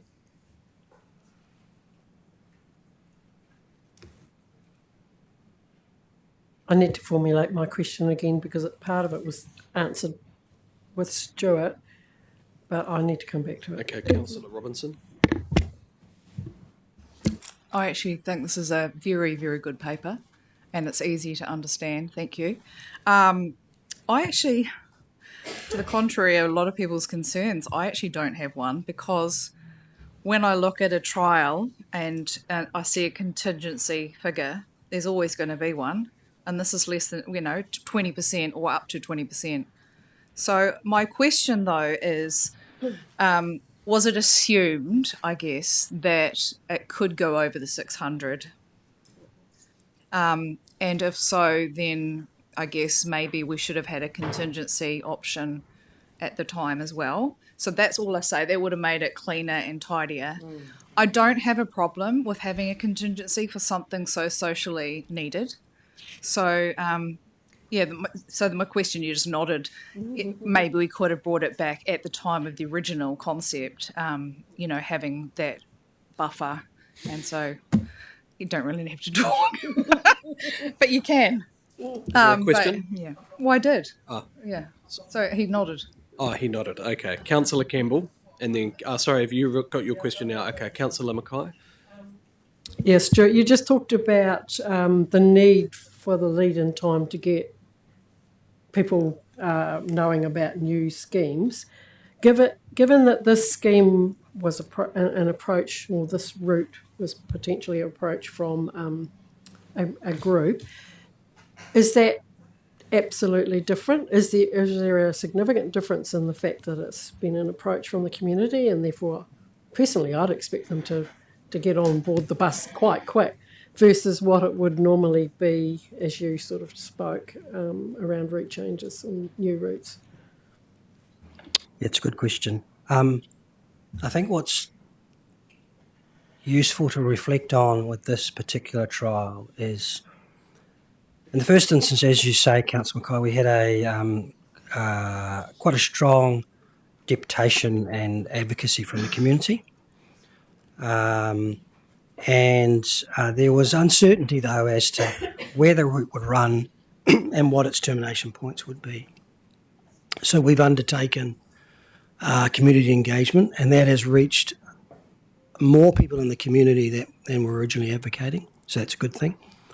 And we have come up with a route that we think gives the service the best chance of success. And as part of creating that opportunity, we have been putting thought into how we communicate to the community to encourage them to engage with and use the service. Councillor Campbell as well has been doing a lot of advocacy in that community. And when we launch the service and through the trial, we will also be doing additional messaging and communications to the community, again, to give it the best chance of success. As we know, we can influence, but we can't require or make people change their travel behaviours. They will need to experience the service and try it out and see whether it does or does not meet their social or travel needs, and that is the purpose of the trial at the end of the day. Yeah. Councillor Campbell. I'd just like to add to that there will be full-on community and MP involvement in communication as well. But the reality is that a lot of the people in this community have never caught a bus because it disappeared 15 years ago. And a lot of children in particular have grown up not knowing how to catch buses. So there's a whole different communication thing that needs to go on there. I have sympathy for those who are questioning the extra money. I get it. But like Councillor Robinson, I also think it's within a contingency that you would expect. The question that came to me when I was thinking about, I knew there would be questions asked about that. One was about the bus stops, so I think that would be really good to investigate.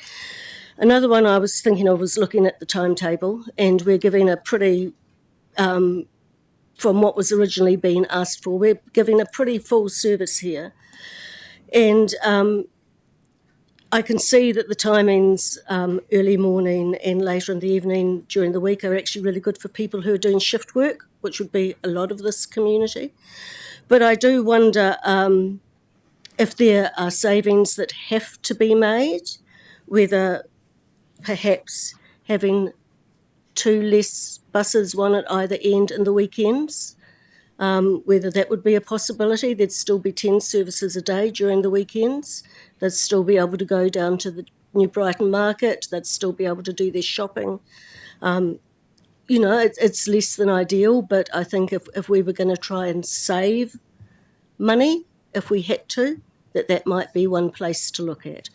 So I'm just putting that out there as that may be a place where, if necessary, we can do a bit of trimming without seriously damaging the service. And just what your thoughts on that are. I guess essentially it could be done. It would save money. I couldn't tell you how much without going away and doing some serious work on it.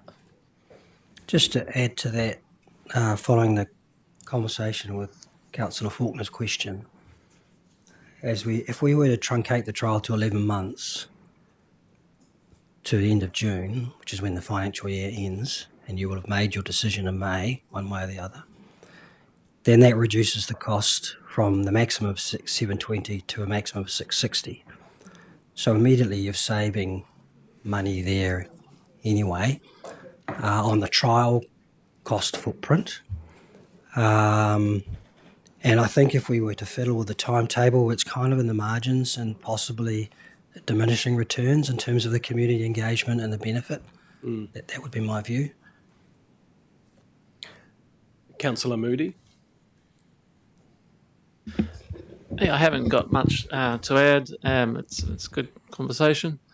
Yeah, are we going? We're on questions. Have you got a question of staff? Because we'll have a debate afterwards. Okay, all right. Okay, Councillor Sunkel. My question has been answered, but I'll have a comment in the debate. Okay, Councillor Faulkner, I've got you again. Yep. And just looking at the reserves, what are the current level of reserves and the fluctuation over a 12-month period?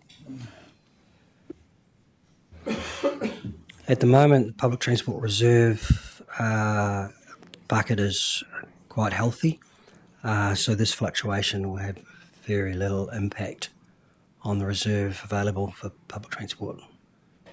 I don't know the exact number at the reserve is sitting at the moment. I think we're going to finish the year at about 20 million or something like that.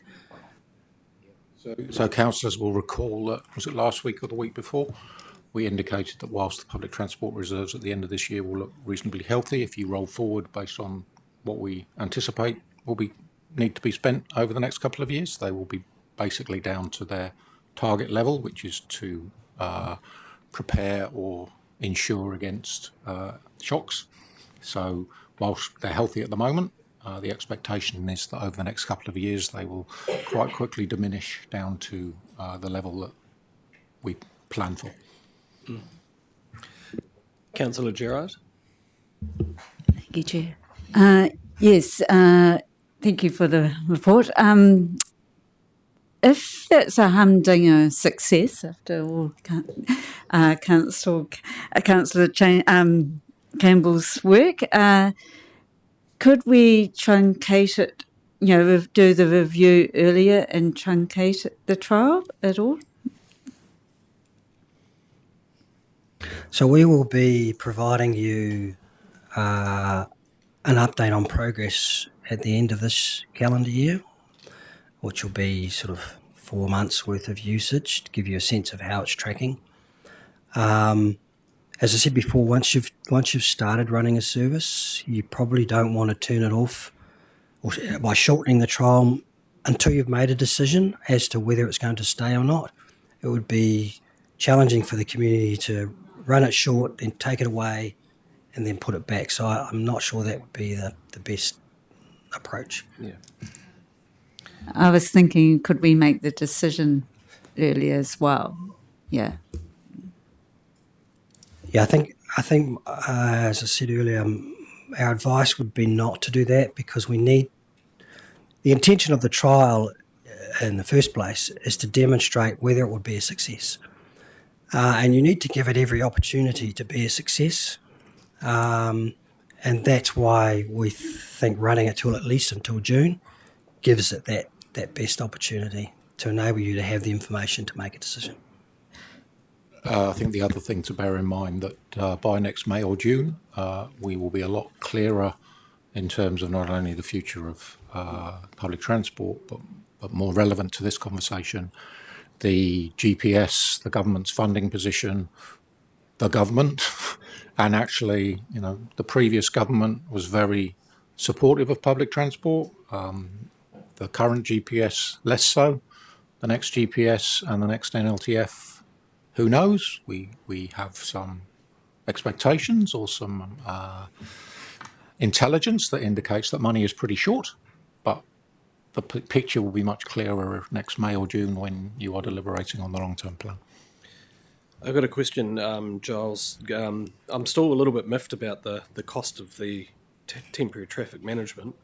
Given the Mayor has written to me about his council's support for this, can I write back to him asking for some support for their contribution to what it would normally be their responsibility, even though you're saying we're doing the trial, but we are in a partnership about how we deliver public transport. And he's already said he supports this. I think in the context of the ongoing work that we do with the City Council, the ongoing recognition of the importance of bringing infrastructure and services together, regardless of which organisations are responsible for them.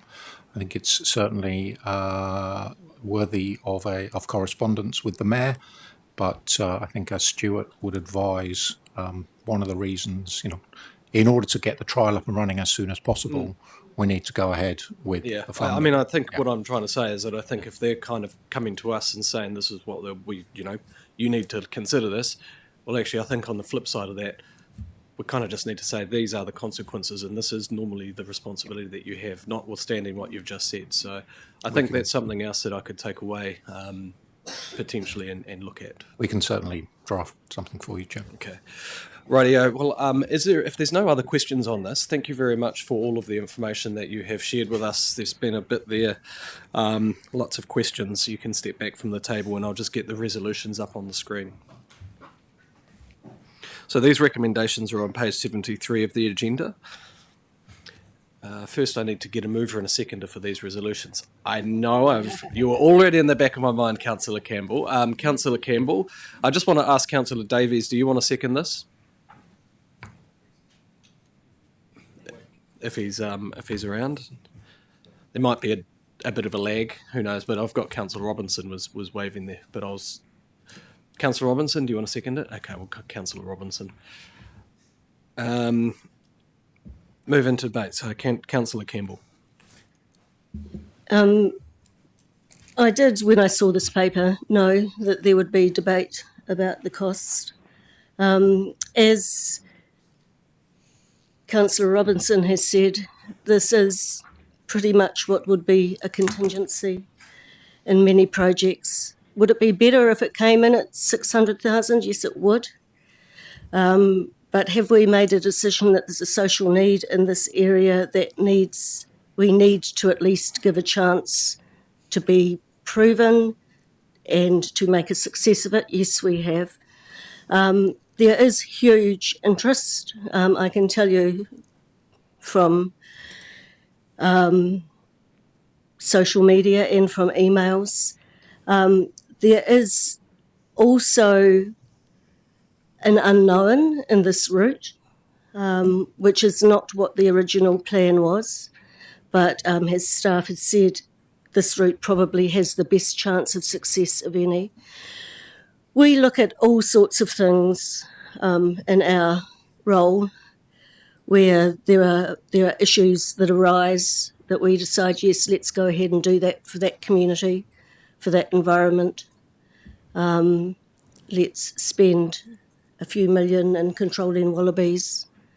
Let's do other things that are for particular communities and environments.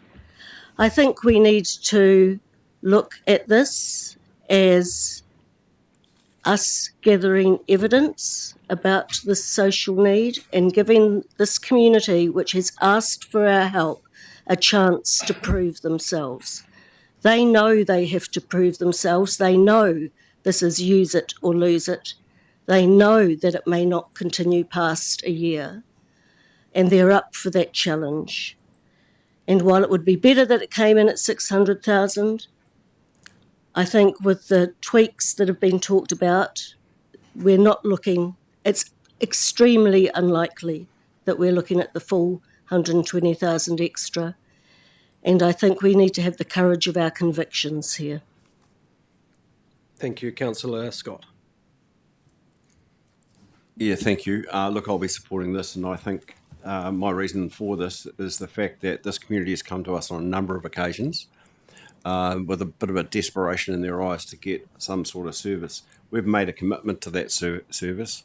There's some extra money required for that service, and I'm pretty sure if we want to stand up, we just need to actually deliver to that community. So that's what I want to say about that. I was going to ask a question because I think this speaks to a wider thing regarding public transport. And if you look at the risk assessment and in the paper itself under 19 and 20, to me, there's a hidden gem there saying that NZTA's expectation is that we will have that both us and NZTA will get value for money, and I'm just wondering, with the routes that we aren't successful, we know that subsidies are quite high, up in the 30s for some of them, whether we need to have a hurdle rate there.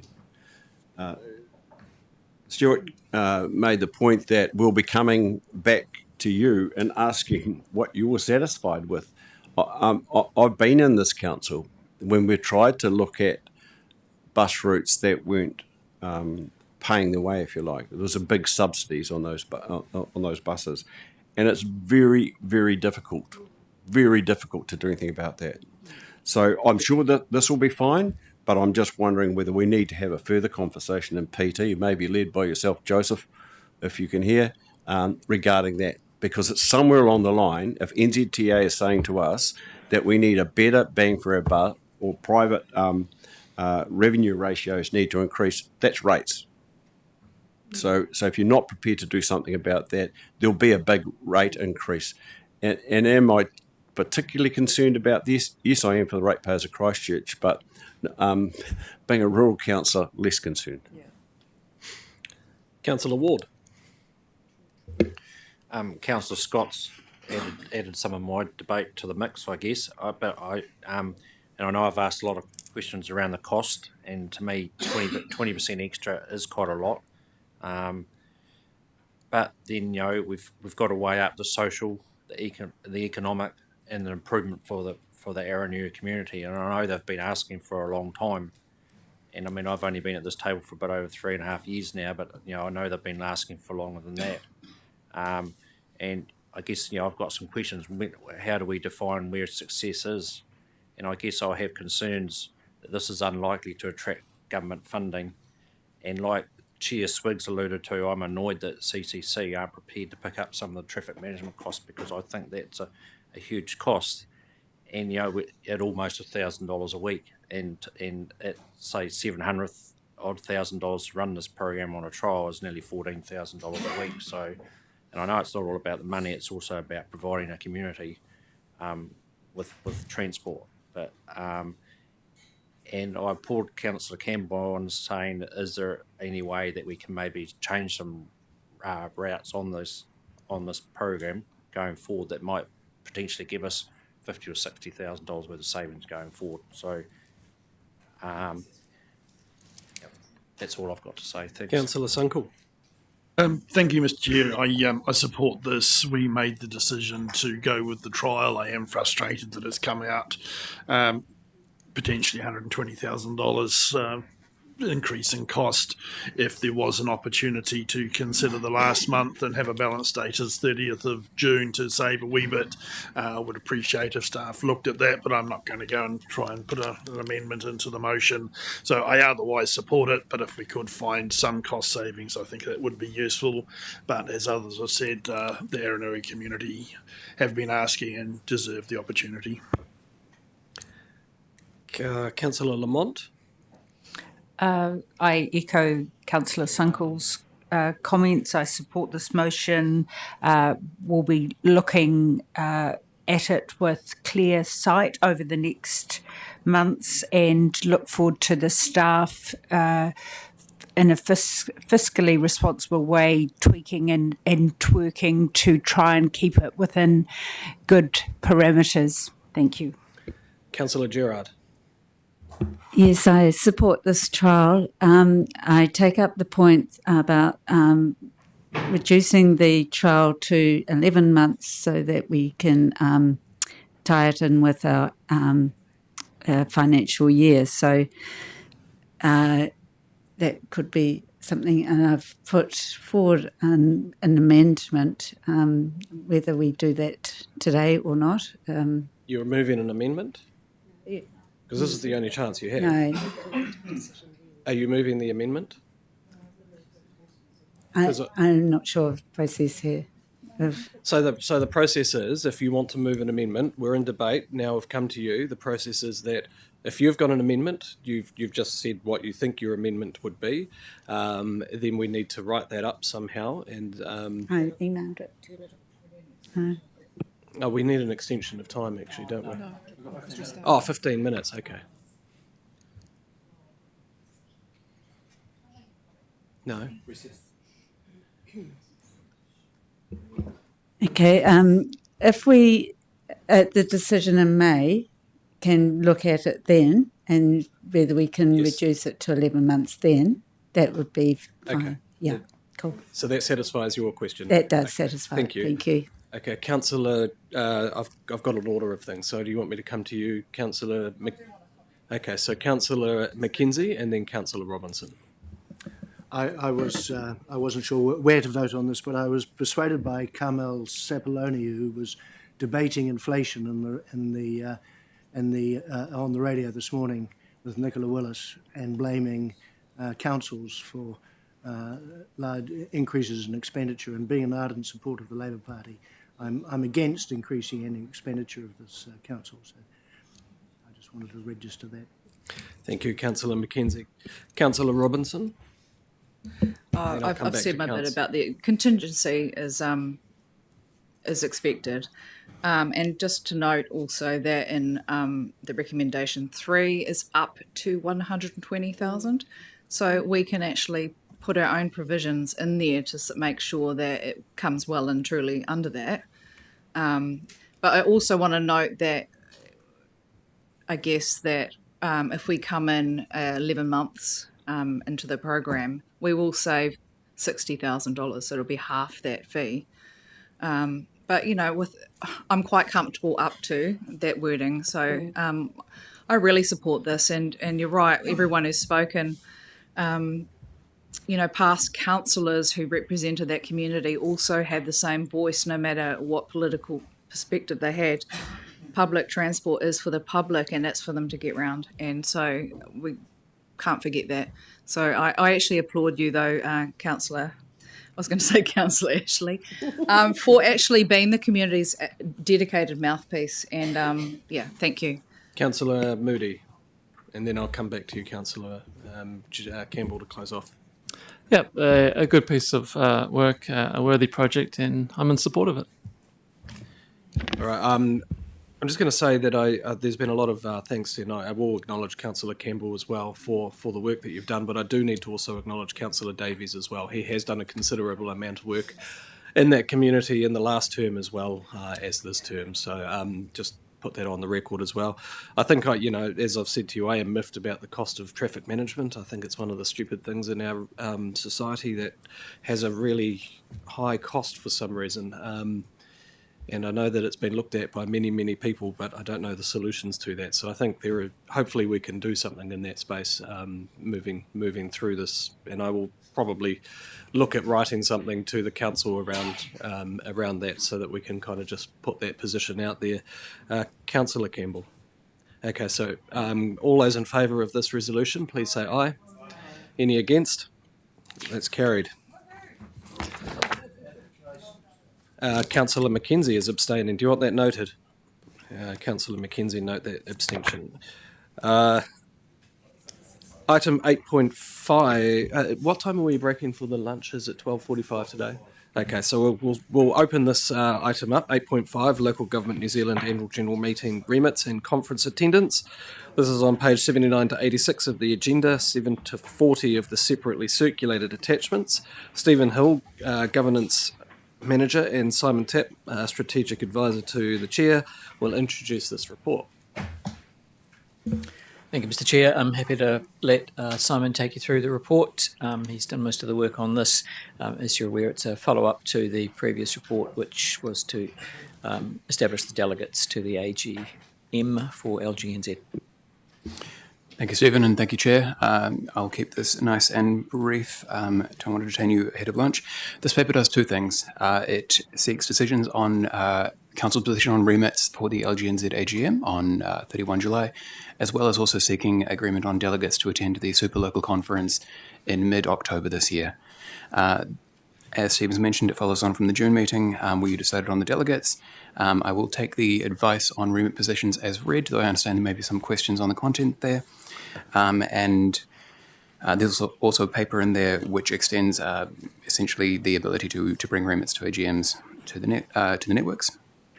And the Superlocal Conference is included as the early bird pricing represents a $100 discount or reduced rate per attendee, so wouldn't want to miss out on that. And a decision till today ahead of 14 August when it goes back to regular pricing.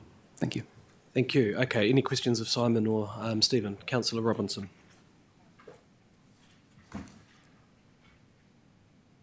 Actually, in hindsight, I think it's more commentary. It was just about one of the remits, but actually, know why I'm here. Did I miss an opportunity for us to consider a remit on our behalf too? No. Why did we not consider putting one forward ourselves? We did, but nobody wanted to put one I forward. can't remember it. We had a conversation. Okay, sorry, and I missed the opportunity. And then we also supported it was at the same time that we were also supporting the Waikato and the Southland one. Waikato went through, but the Southland didn't get enough. Sorry, I've missed the opportunity, sadly. Councillor Law Mekai. Is the Super Local Conference going to have a regional sector tour pre the conference? There's nothing on the program. So I can answer that question. Bay of Plenty Regional Council are leading that. I haven't heard anything. Have you heard anything? Yeah, I haven't heard anything from where the Bay of Plenty Regional Council were up on that. We'll follow up. It's not a formal part of the... Yeah, it's not a formal part, but we'll see if there's anything that comes. It is valuable. Okay, any other questions? Councillor Campbell. Is this where we talk about particular positions and the justification behind them? Yep.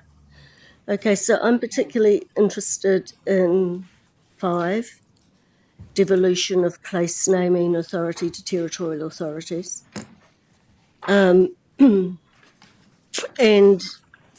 my first reading of this was that I thought that there would actually be considerable support for this.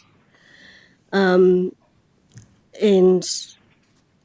given what's going on at the moment out there, with the removal of a lot of local input into a lot of local things, I think there'd be even more support for this.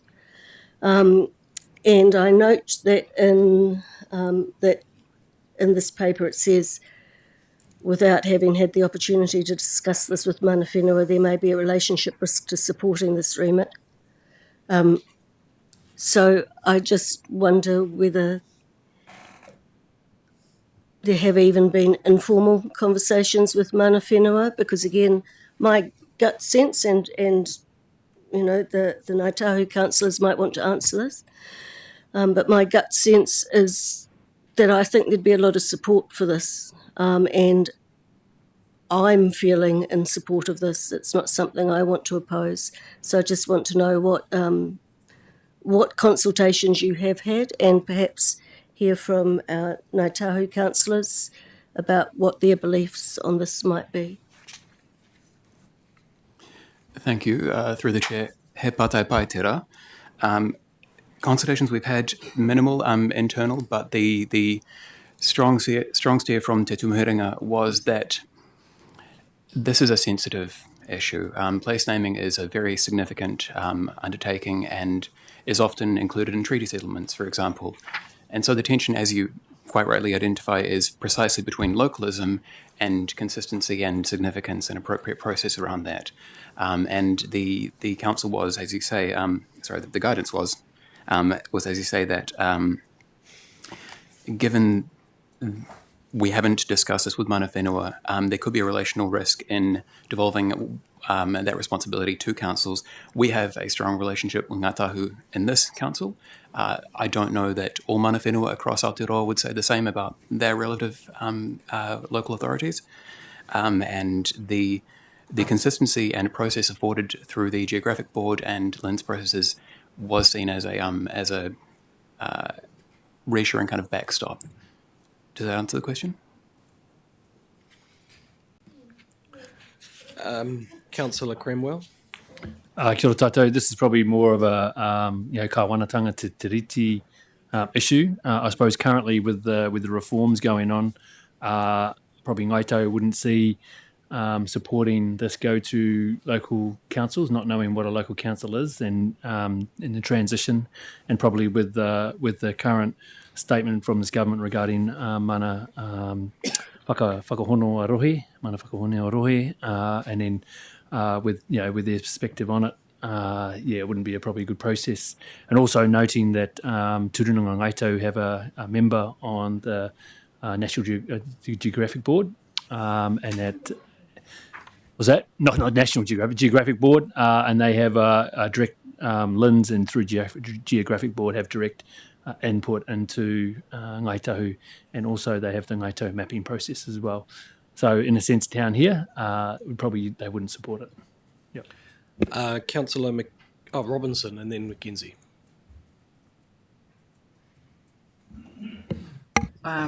Ridiculously, I've just noticed that we actually support the staff recommendation for the vaping. Actually, I'm pleased about that. I've only just noticed it, but considering the statistics locally, I'm pleased about that, and our ability to measure the particulates in it. So I'm actually pleased about that. So, Councillor Mackenzie.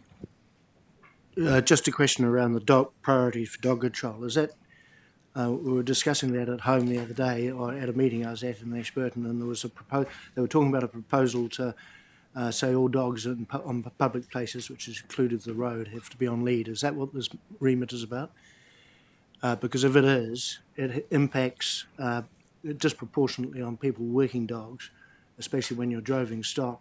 You can't have them on leads if you're working stock with them in all public places, in which case, if it is the same thing, I would urge this council not to support that remit. Simon? Thank you through your chair. Councillor Mackenzie, the remits were circulated with the advice, but I can read from the document here.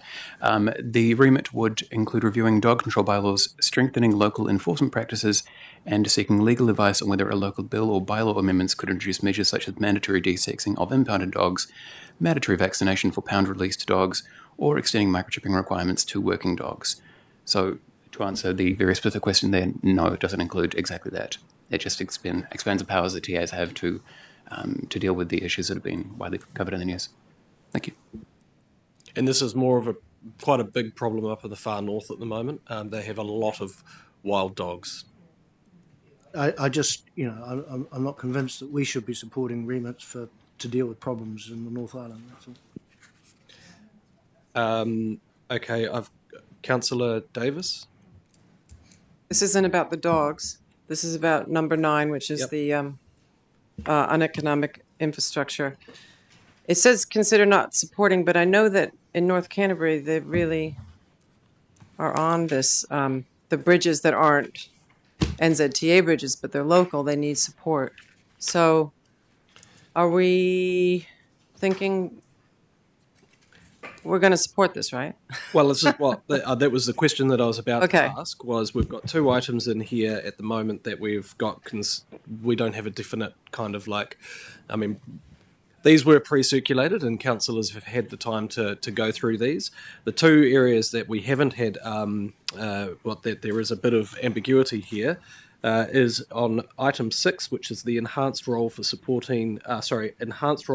government in supporting subnational diplomacy from Palmerston North City Council, and this is a consider not supporting. And then the number 9, which is a fairer approach to economic transport infrastructure funding. So we just need to kind of get a bit of a steer from the council today about whether we consider not supporting number 6, which is the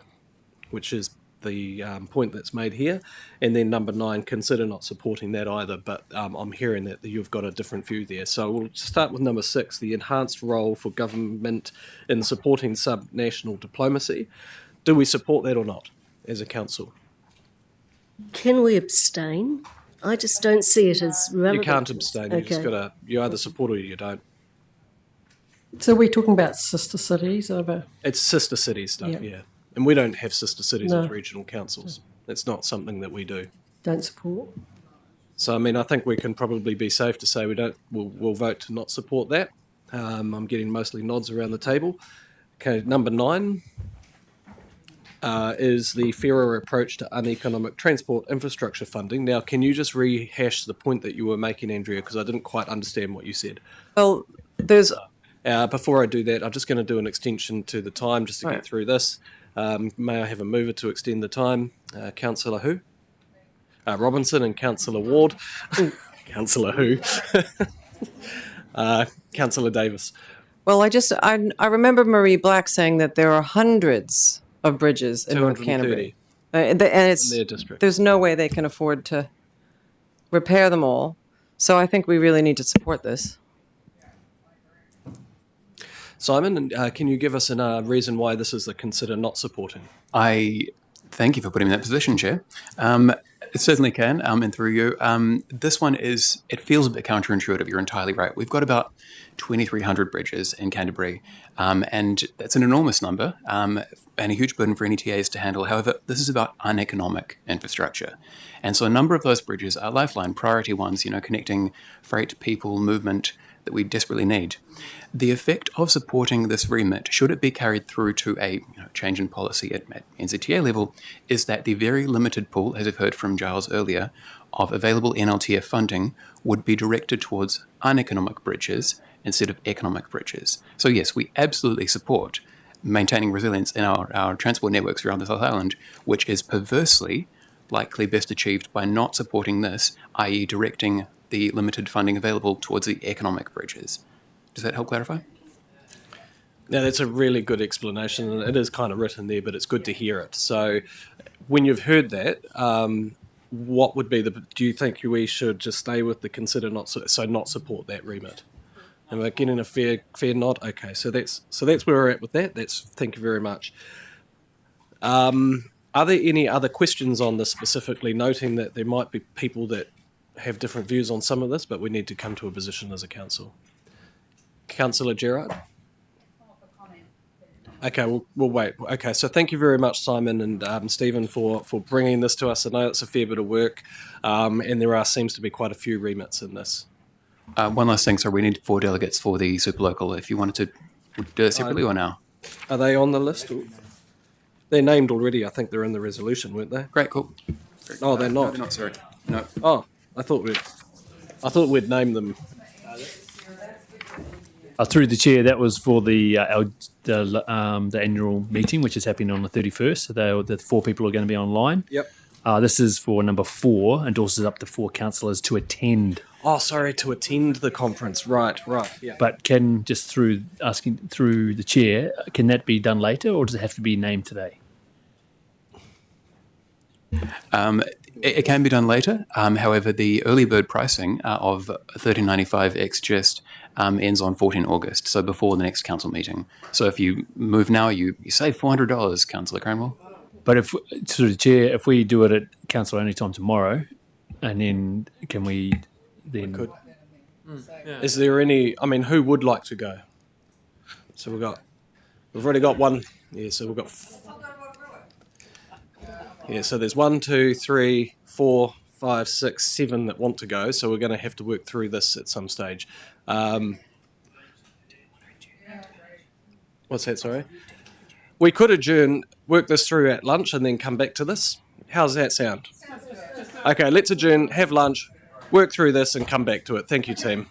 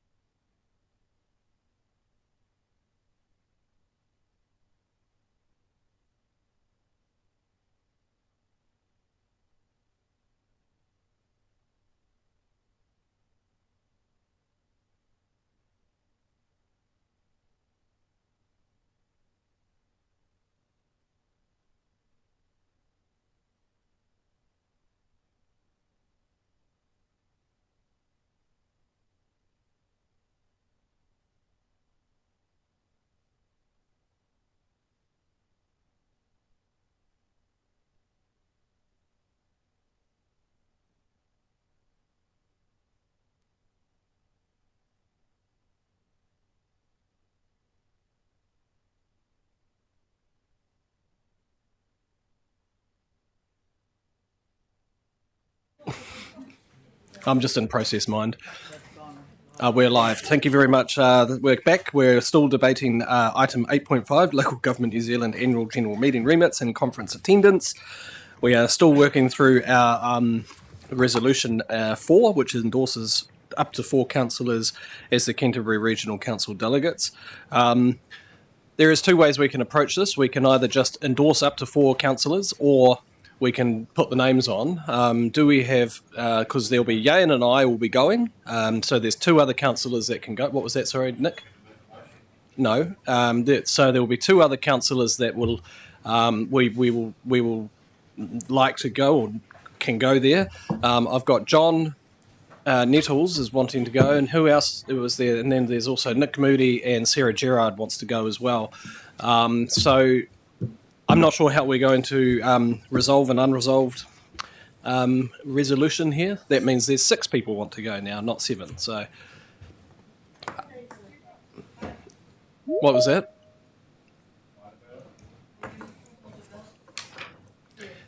So, Stephen, there's 6 people that want to go.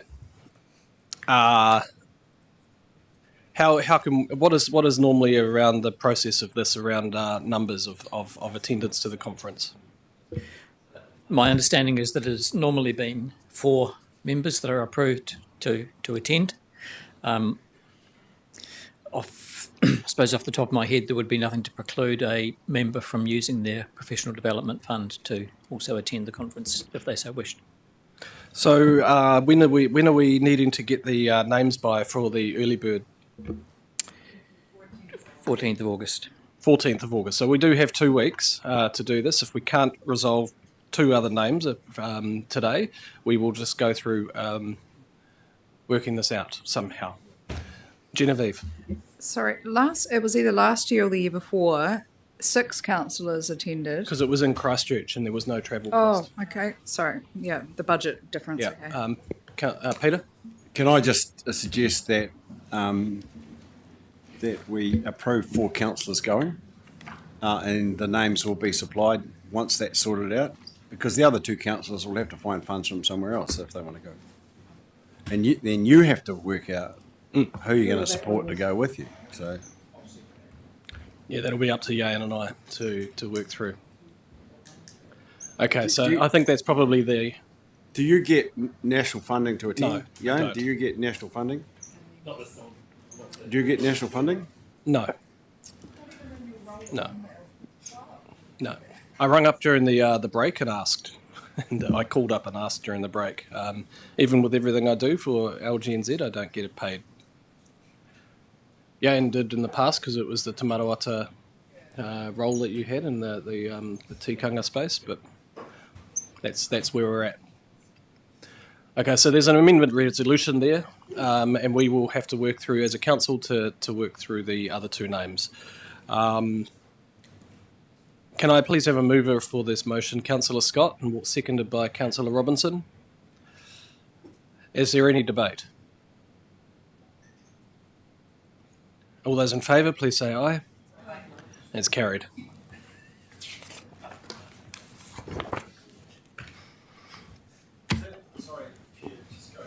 I want to change it, but I would understand that also covers the regional tour, those 4 councillors in the regional tour. There's a comment. I think the CE has a comment on the regional tour. Thank you. Through you, Chair. During the lunch break, I did check with the Bay of Plenty and the Chief Executive Chair of the regional sector, and she confirmed there is no regional sector tour by virtue of cost effectiveness in this particular time. Okay, so there we go.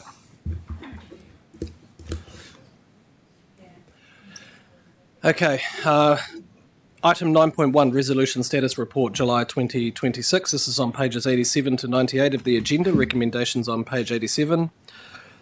Do we have any questions that want to be tabled on this Resolution Status Report?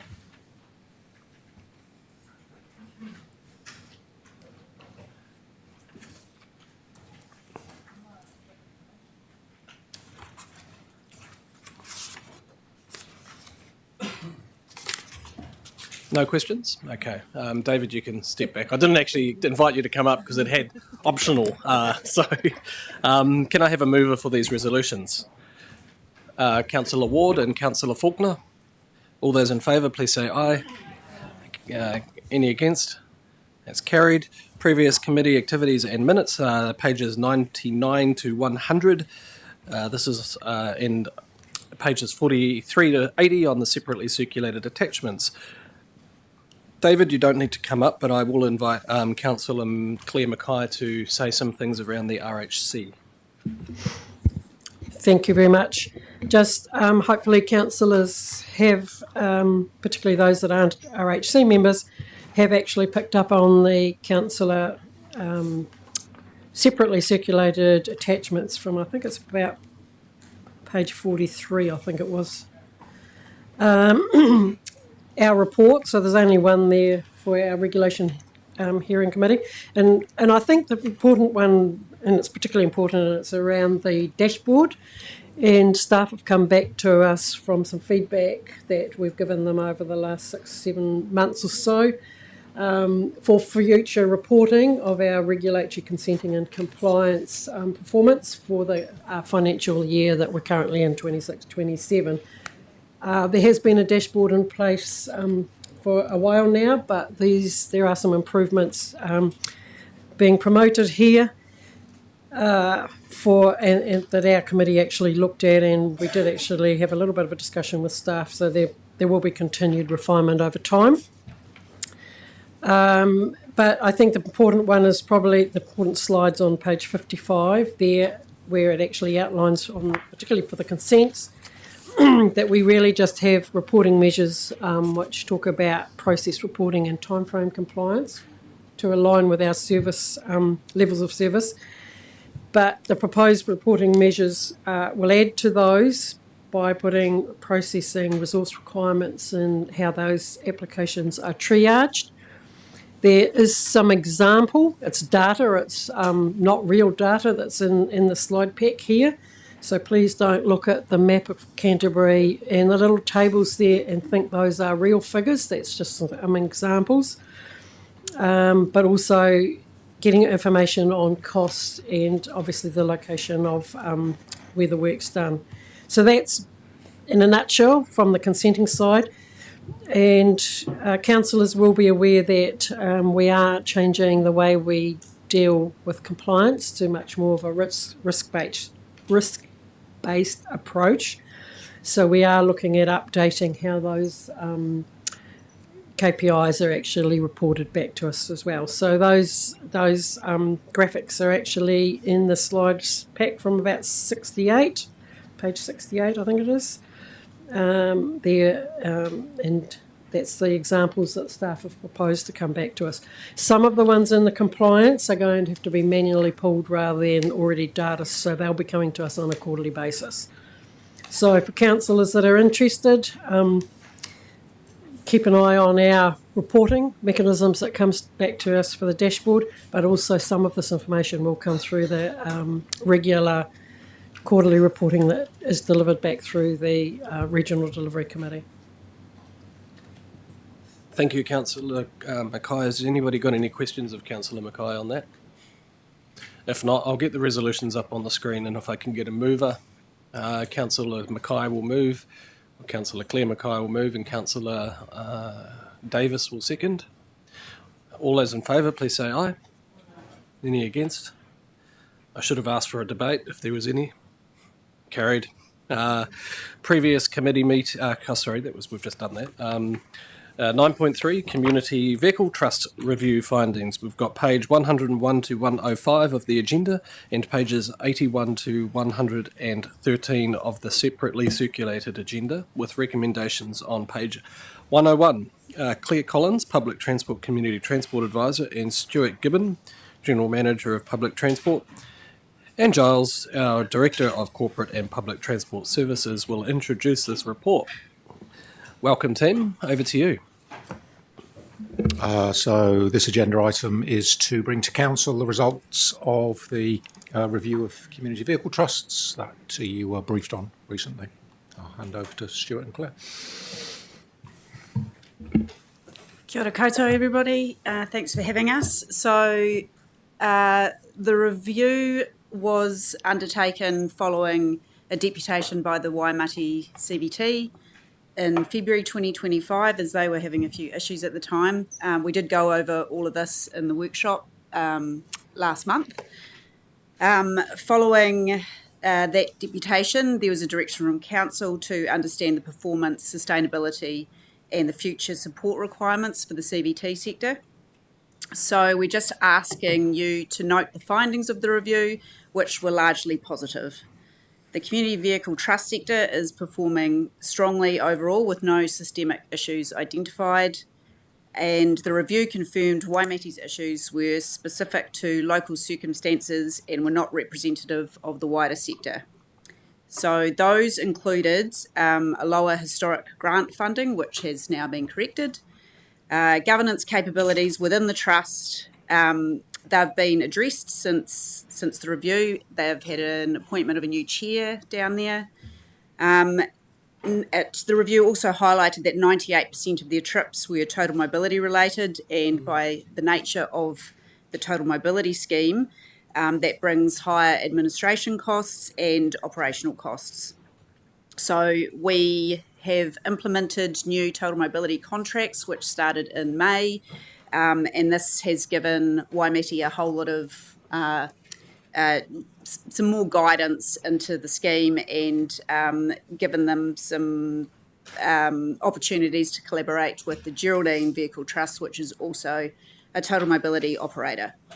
The review also highlighted some opportunities for improvement within our Canterbury Regional Council's administration and documentation processes. The main one, which we're asking you to note, is the development of a transparent and equitable funding methodology for the sector. It also noted that we need to improve the public awareness of the CVT services, and strengthen our internal operational documentation and information management. A lot of this is being addressed with the refocus of the Community Transport Advisors role, which I'm doing. It also highlighted that regional support has kept the sector in Canterbury connected, informed and consistent. So we just want you to note the sector is performing strongly. Waimati's issues were specific to their local circumstances at that time, and note that we will be developing a clear, equitable funding framework model for the sector. Thanks. Excellent. I've got a question from Councillor Scott and Councillor Davis, and then Hey. Councillor Campbell. Yeah, thank you for this. And the reviews, in terms of what you've come up with in the review, and just in terms of, look, I don't know how many we've got in South Canterbury, maybe 6 or 7 community trusts across Kurio and Waimati and Fairlie and Geraldine, Temuka, but they're all small communities, and I think one of the things that that systemic lack of people with an understanding on how to run those things in small communities and the continuity of that going forward. So, once a bunch of people say, I've had enough of this and shift out, they take all that institutional knowledge with them. I'm sure I know all this stuff, but I think that's where the risk lies. The risk doesn't lie in getting drivers. I mean, I think one Pleasant Point's got 26 people who want to drive the damn thing, but there is that, I guess, that audit oversight in terms of how you go forward and are things getting met. So you've identified that, but I think there's an ongoing risk there unless we stay close to those people and support them. So thank you. Councillor Davis. Thanks, Claire. So I'm working with Littleton community and Governors Bay community, and they're interested in buying a van. And I just need to set up a time. I mean, this is not really part of this report, but thank you. Set up a time to meet with you. Is that right? And then when would we see this funding framework, do you think? You probably won't see that until the new year. Given the work program we have on the moment, it's not at the top of the list. And community trusts at the moment are financially sustainable. The reviews confirm that. So we plan to do this sometime this year, but you probably won't see it until the new year. Would you be interested in having a test case for a city community that's not part of the bigger network doing their own little thing? Certainly, look, always keen to talk to people who are interested in standing up vehicle trusts around the Waitaha. In terms of how we might address grant funding for a new trust, we would look at how we currently do things. So we don't need the framework to consider any new trusts at the moment. No. Councillor Campbell. I'm going to continue on from Andrea, but first of all, I just want to say this is a real good news story. And I note in the presentation the mention of local government reform considerations, and that I sincerely hope that territorial authorities are paying real attention here, because this can't be lost.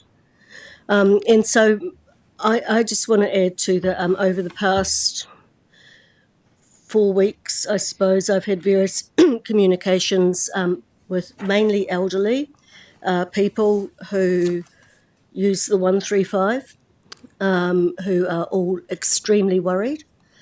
And they use it to do things like get to Burwood Hospital and go to their GPs. And so if the 135 goes, there's now a hole there around North Beach area. And as somebody pointed out to me from New Brighton, they'd then have to take 2 buses to get to Burwood Hospital. I'm just thinking ahead here. I've also had communications much earlier from people up Kainga, Spencerville Way, saying, when can we get a bus here? And so I'm just thinking along similar lines that from the communications I've had about what these people want transport for and what's missing, it seems to be me that northeast Christchurch could also be another place where something like this might work well. And I just wonder how we can encourage the community to look at something like this and perhaps even survey them and see whether this is something that they'd be interested in. Because I get a feeling from what people are saying that this would meet their needs really well.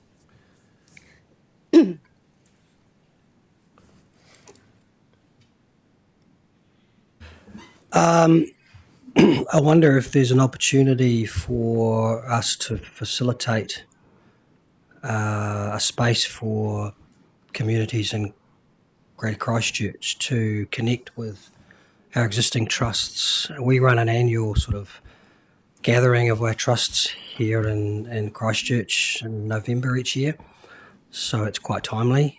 So we could put on the agenda the opportunity for folk to come along and engage with the existing trust operators and learn, get some insights about how they operate, what their challenges and opportunities are, which they could then take away and think about whether their communities have the willingness and the capabilities to stand up a trust themselves. And I think the other thing that might be useful in this as well, Giles, just listening to the conversations that I'm kind of gleaning here, is it ties in a little bit with our network review. Yeah. So I'm thinking that not having isolated conversations, but how do we bring it all together? And it kind of ties into the Aranui conversation that we had earlier as well. That network review could potentially provide some alternative solutions that we haven't even thought about at this point in time. So I don't know when you're bringing that back, but that might be the best chance to sort of bring a bit more of a holistic view on the whole network approach, as well as what was just suggested. Yeah, I think that's a really excellent idea. I'm putting 2 and 2 together in my head. I haven't raised it with these people, but it's just knowing that this exists and knowing what they're worried about, not being able to get to the GP, not being able to get to do their weekly shopping, that this is kind of an almost perfect fit for them. So I think it would be really good to bring that in. Yeah. Councillor Mackay? It's an interesting conversation, but my understanding is that we have to consult when we set up vehicle trusts because our targeted rate base, and so timing's quite important, particularly with the long-term plan coming up. So I'm not quite sure how. I'm not sure that in reality we can probably expedite that discussion so quickly for this upcoming long-term plan discussion. But I get that certainly the sense of people wanting to have that conversation, but how do we get that knowledge out? So agree. Thank you, Stuart, for your suggestion. Councillor Faulkner first, and then Councillor Gerard, then Councillor Davis. Thank you for the report. Just a wording point. Looking at the report, it says most, and then majority, and then Waimate. Now, to my mind, most could be more than Waimate, or is it just? I'm a little bit confused. Yeah, so the review highlighted there were a couple that were they were okay, but if fuel increased or insurance costs increased, then it could start getting difficult for them. And they were Waitaki and Twizel Tekapo, a little bit Kaikoura as well. However, it just highlights how important the grant is for them, because it all depends on whether they've bought a vehicle during that year or insurance costs have gone up so much that they were borderline struggling at that point, but they weren't over the edge yet. Gerard, what is that noise, Peter Scott? Your hearing aid just...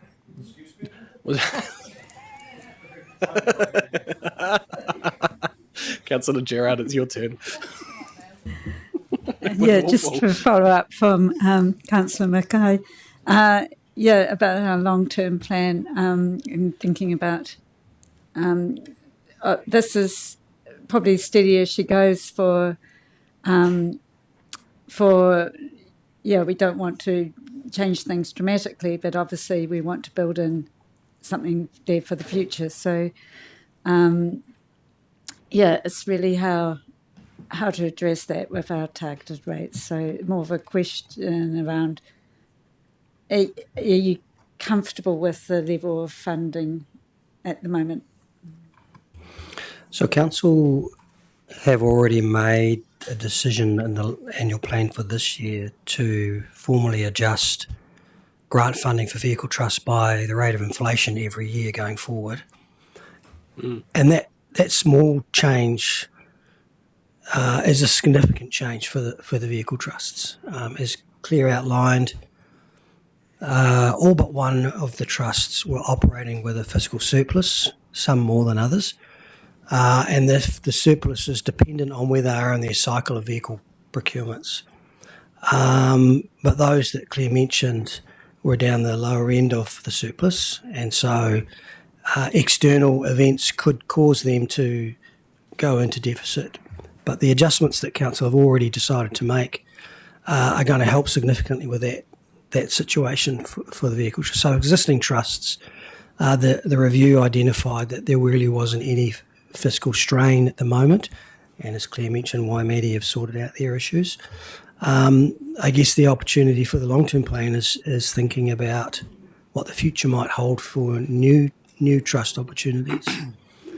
And as Council knows, we find ourselves in this sort of chicken and egg situation where we can't rate until we know, and often we don't know until after we've struck our rates. And so there's a lag in terms of delivery. That sounds like almost everything in transport. Wow. Yeah. Councillor Davis? That just made me think of another thing, that when there is no more us, what happens out in those rural communities?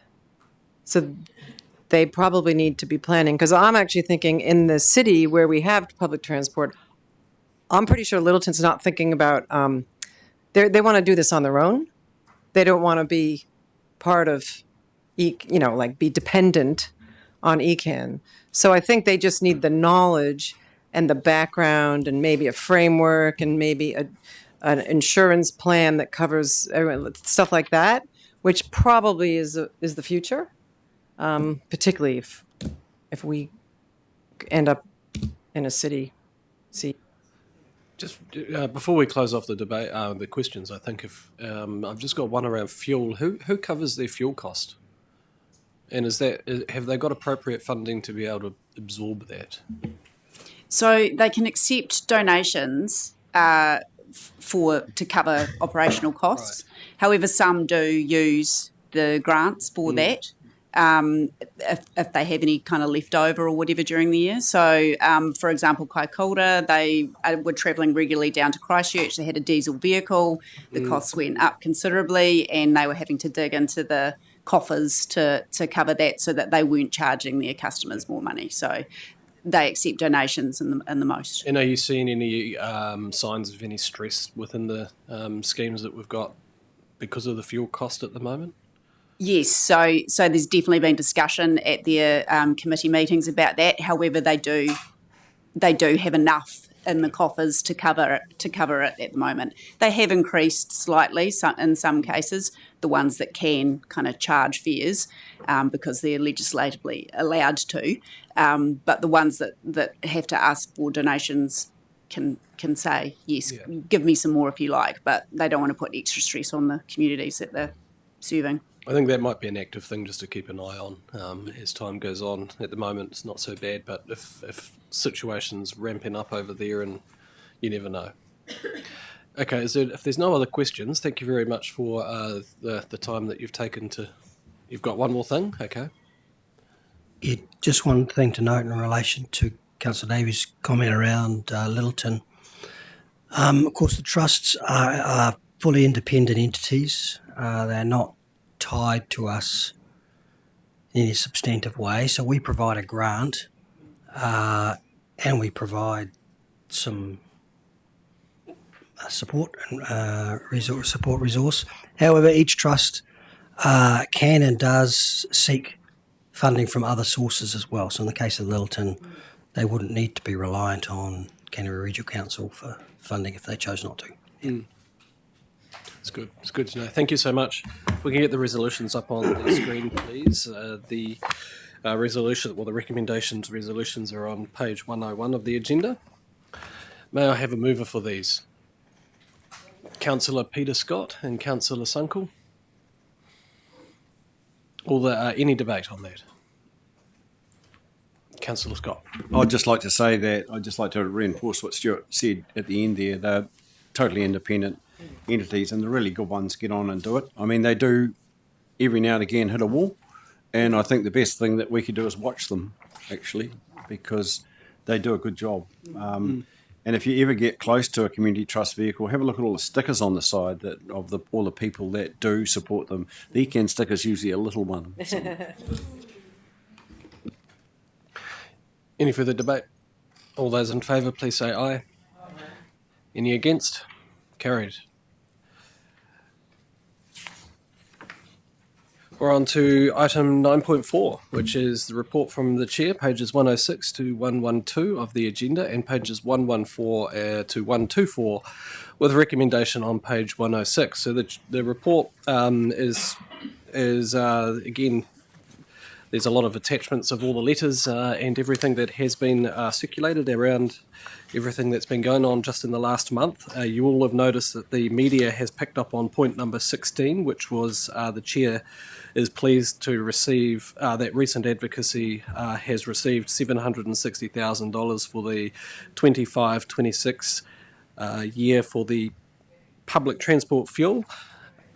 You would have seen that in the media, which has been picked up. That was a really a concerted effort from not just us, but it was also Wellington and Auckland Transport working together initially to inform the Minister of Finance and the Minister of Transport that we have an impending problem on service delivery within public transport due to the cost of the increased fuel. And then subsequently then in the budget there was a very, very small line item that just was very, very how's the word I'm looking for? It wasn't sneaky is not the word. It was so vague that discreet is the word. Thank you very much. That's why you're the CE. A very discreet wording, and I picked up on that immediately, spoke to NZTA. they said speak to Ministry of Transport. We immediately sent a letter to the Ministry of Transport, and then subsequently that's come out. There's a whole lot of other things in this that are really important. I've spoken with a number of the political parties, again, just keeping the advocacy for the regional council and everything that we're doing. You'll see on point 13 that I had the opportunity to meet Opportunity, which was Kwai Lee Wong, and that's the only party that I've seen that isn't a member of the current government. So we just reached out to her. It was a good, fruitful conversation, just again highlighting this is what the regional council's doing, this is why these regional functions are the way they are, and just a little bit more of that increase in advocacy. On point number 15, very soon, I imagine, point 15, we commissioned a piece of work through the South Island Regional Transport Group that looked at the economic activity that the South Island is producing as a whole, and then what that means in terms of a New Zealand Inc. perspective, and how transport relates to the generation of that economic activity. We're doing a little bit more work at the moment in framing that up so that it's usable as an advocacy piece, and Mayor Nick Smith and I will lead some work on releasing that report sometime in the near future, so that we can make sure that we're getting South Island transport right up in the front of kind of people's minds. There is very much a discrepancy about where money is being generated and then where money is spent. The biggest thing that we need to be thinking about from a Canterbury perspective is our resilience of our network. We've got some very big vulnerabilities, as you'll see through the reports from the South Island, from the Canterbury Regional Transport Committee, where resilience in our network is their number one priority now, so that we're trying to make sure that we, as was discussed earlier, we've got several thousand bridges in Canterbury. We just don't have the funds available to us at the moment to repair all of those, so we need to be thinking about how do we do things a bit better. And then the constant advocacy around that public transport space. The other thing that I've done in the last couple of days, and it's not in this report, will be in the next report, is I have gone up to Kaikoura and spent quite a considerable bit of time with the mayor and going around to certain farms and also visiting the rivers. We're working with some of those landowners around options that they may have or we may have to help them, and what we need to be thinking about in terms of next steps for Kaikoura, and we do have that paper coming up. But it is a considerable amount of gravel has moved down those hills, and it is recognised from almost most people that this is a consequence of those earthquakes and the broken hills in the back countries, and the amount of water that came down there was just phenomenal. For example, and I just want to publicly acknowledge all of the work that our staff have done.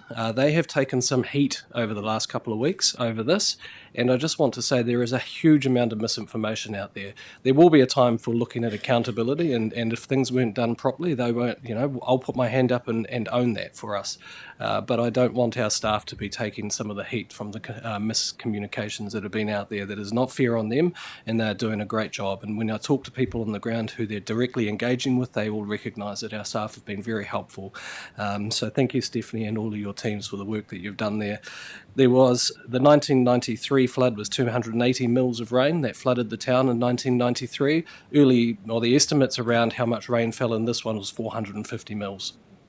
It was a considerable event, and our stock banks and by and large our flood infrastructure held up. So I think we can be, not pat ourselves on the back, because now we need to do the work to make sure that those areas are safe.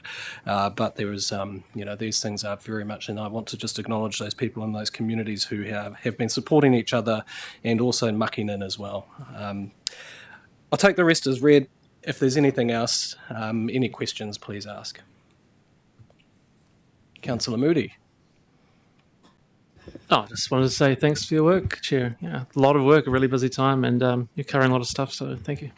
Thanks, Councillor Moody. Councillor Megan Mackay. Elder, this is a question that I actually emailed to you in advance, but slightly different now because it's in regards to paragraph 17 to 19, mana whakahono o rohi.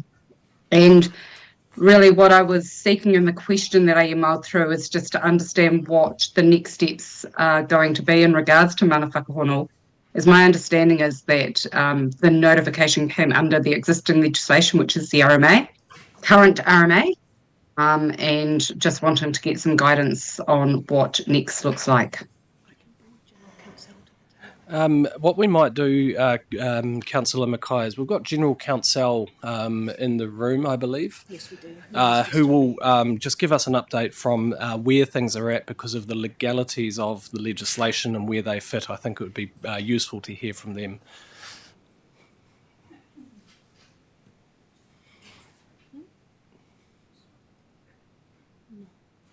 Thank you very much for doing this.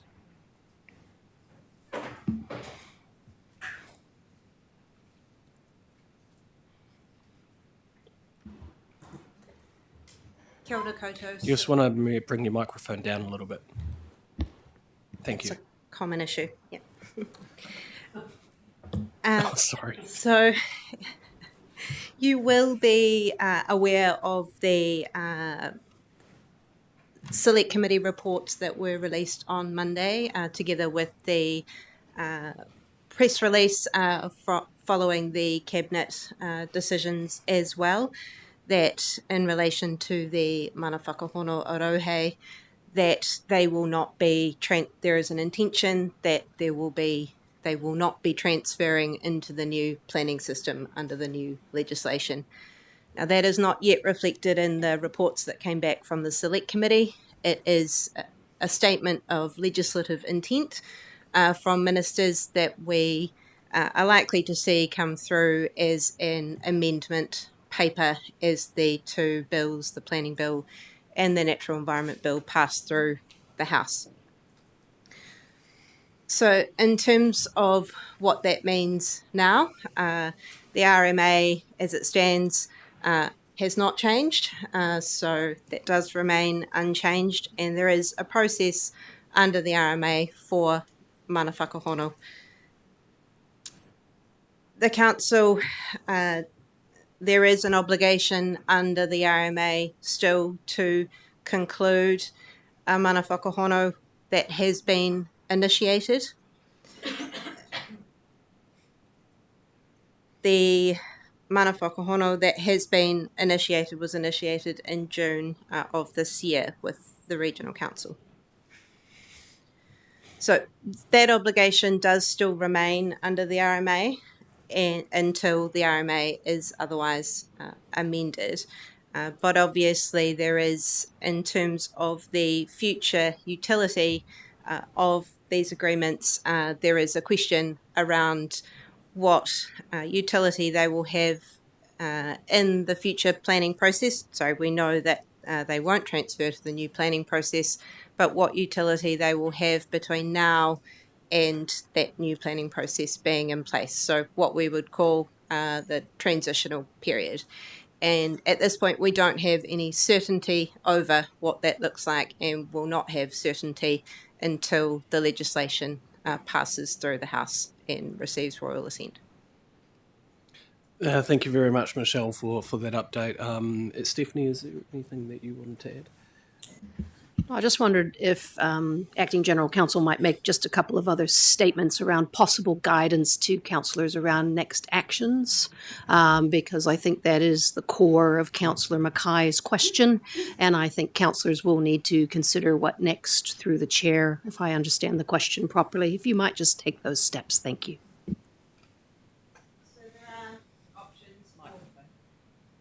Thank you.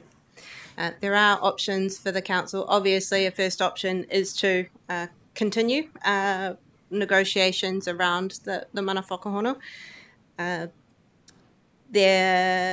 So that is an option. Another option is to continue to pause the negotiations on that agreement until the council has further certainty around what the future legislation looks like and what, if any, amendments are going to be made to the RMA. And amongst those options, so there has been an agreement in principle in terms of the process for the negotiation of these agreements. If there is and the legislation refers to it as a dispute arising around how the agreement is going to be negotiated, there is a dispute resolution process under the RMA that does need to be followed if the participating authorities cannot agree on a way forward. Now, I don't anticipate the need for a dispute resolution process at this time, given the communications that this council has with the participating authorities. So there are, and amongst those options, obviously different options in terms of timing for council. There's a statutory requirement under the RMA to complete the mana whakahono within 18 months of it being initiated. So, and that initiation was in June of this year.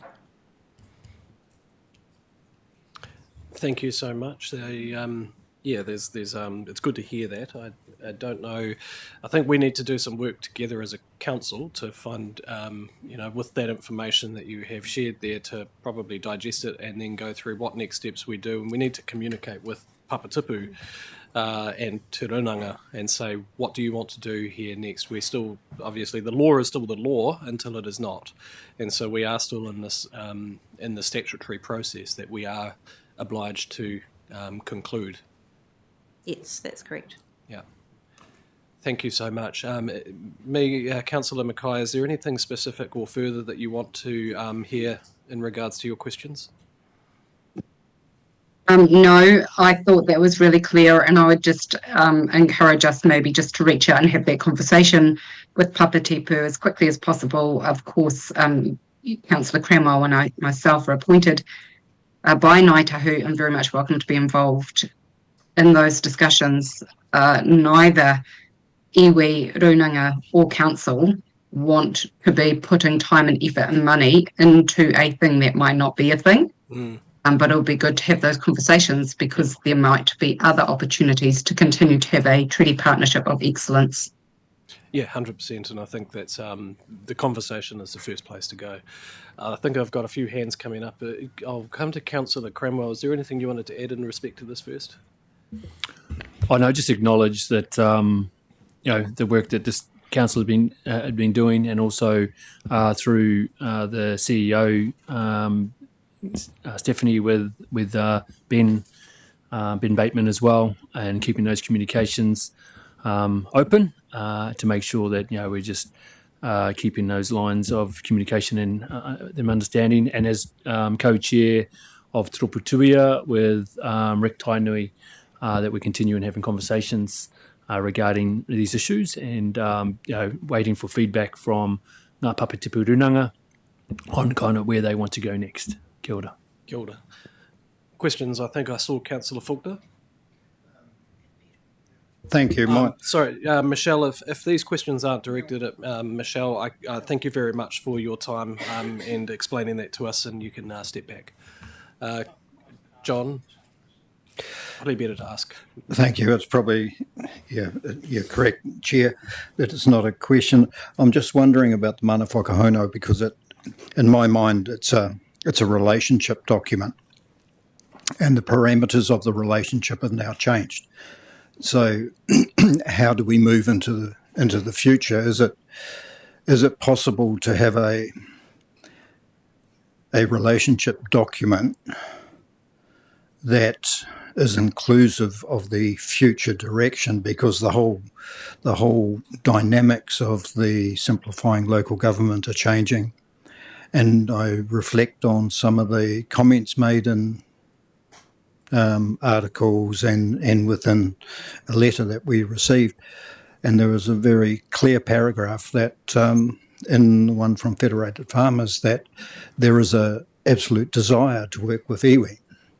So are we able to, in some way, support those conversations so that we can help develop something for the new local bodies too? And the question, I don't know the answer to that because we don't know what those future entities will look like. I think there is definite commitment from the regional council through the thing that's behind you, that Tuia agreement and that journey that we've been on. That journey won't end when the regional council ends, and each Papatipu definitely has a relationship with their respective TAs as well, so that's not just a responsibility that we have, but those new entities, we don't know what that's going to look like at this stage. Once we do know, I think that is when we can definitively say, here's how we'll process this. It's going to be like, ducks. Our feet are going to be paddling pretty quickly under the water as these things kind of fall out of the central government's laps. But I think the answer and the commitment that you've got from the council is that yes, we will do our best to make sure that whatever comes next has an enduring relationships. Councillor Scott. Yeah, I think that we're heading into a really difficult space here. Given the advice that you've just given us, which is great, thank you for that. I wasn't aware of that, but the public's aware of that. This is the end game, and then we've got information coming through from you this morning in the paper saying that there are alternative arrangements in terms of iwi participation being there. So we're sort of we've sort of got two things at the moment. And I think that we would do well to consider the next step here, because it's going to be a bonfire somewhere for us on this. We certainly need to conclude. I think the advice that we've had, that needs to have some conclusion from our point of view. Obviously, there's a few parties that need to be involved in that. The Te Raupatoa arrangement, which it was linked to. But also we need to understand, what did Bishop say? And what did Bishop mean? And then the public response to this has been crazy. And so I'm not telling you to suck eggs, Dion, but we're getting ourselves into a situation that if we actually speak too much more about this publicly, and not without councillors' support on this, we're going to isolate ourselves, I think. Anybody else? Councillor Moody? Yeah, my question was more for legal counsel to make sure I'm clear on the advice. And what I heard was that there's two, and I'll check if I heard it right, there's two options. We could continue with the Te Manawhaka Honua Rohi under the RMA, which is the law is a law, or pause it as we're uncertain of the future of those agreements in new laws. And my question is, those two statements don't make logical sense to me together, because if we're understanding that the law is a law until it's not, and there's timeframes associated with the initiation of Te Manawhaka Honua Rohi, then we'd still be bound by them, and so we can't pause it. We have a deadline, a timeframe that still applies to us. So that's what I'd like to. Yeah, there's still an 18-month deadline to conclude it. The point I think that legal counsel has made is that the government has made a very clear, and I've shared that letter to everybody, from Minister Bishop, that there is a very clear intention that the current, both the initiated and the current ones of Manawhaka Honua, will not transfer into the new planning framework. But what Megan has also highlighted and highlighted through legal counsel is that we just do not know what that means for the transition to the new framework as well. And so there's a lot of questions here that we still need to have answered, and I think time is the only way that we're going to get those answers in the next little while, because these things will move fast. It is the intention for the government to have the new resource management system have a royal assent by September. That was what I was just told before, and that is coming very fast. So we've got some questions, and we're just going to have to work through those. Anybody else got questions? Councillor Davis? I have a question for Jan, because he might have some answers on this. I'm starting to think, do you think it's a problem between a Western way of seeing, decision making? They want the iwi, they want Ngāi Tahu, they want the big thing, and not Papatipuringa, the little hapu? Is that? I'm not sure that's really a question. I mean, it's probably not a question for here, but in short, no, it's across the board. It's not. Doesn't matter if it's iwi, hapu, whānau. Yeah, it's going to whatever the direction they go in, it will affect every part. Yeah. Okay. If there's no other questions on or statements on on my report. I will ask the resolutions to come up on the screen. Oh, sorry, Councillor Robinson. Just regarding the discussion, my concern is with regards to principles and the Waitangi, the treaty. So the legalities of what the government's doing is one element, but what's the obligations under treaty, and what can we, I guess, look at separately in isolation, what the Waitangi Tribunal would say in this matter, and Don't know, and we'll ask that question and maybe get some answers to that. well, I just thought I'd say it out there because I think we're looking at many elements of legality, and like Crown law is one thing, and yes, it does override other things, but the treaty partnership and the principles there do not. Like, they're actually quite separate, and I just would really I wish we had legal counsel for one thing, but also I think we're going to have we will have to have a conversation as a That's council. fine. I'm bringing it out Yeah, so it's on it's record. good. Okay. Yeah. Because I don't have the answers and I can't give those answers in a chair's report. Councillor Gerard. It's just a follow-up of the legality of what we are being advised by government. You know, how legal is this? To suddenly change the parameters in that way. So thank you. No, that's fine. We'll get the answers that you've asked and that have been highlighted from Councillor Robinson. Can I please have a mover? Councillor Mackay and Councillor Ward. All those in favour? Any against? It's carried. The next section is item 10, resolution to go into public excluded. In the open meeting, the recommendation is to go into public excluded, moved by, actually I need to say this, that Joe Domigan, Chief People Officer, remain after the public have been excluded. For item 10.2.3 of the public excluded agenda, and Lee Griffiths, General Manager of Hazards, and David Ayres remain after the public have been excluded for item 10.2.4 of the public excluded supplementary agenda, as they have knowledge relevant to the matters under consideration. Moved by Deputy Chair Cramwell, seconded by Councillor Lamont. All those in favour, please say aye. Any against? It's carried. We'll just take a few seconds to... Okay.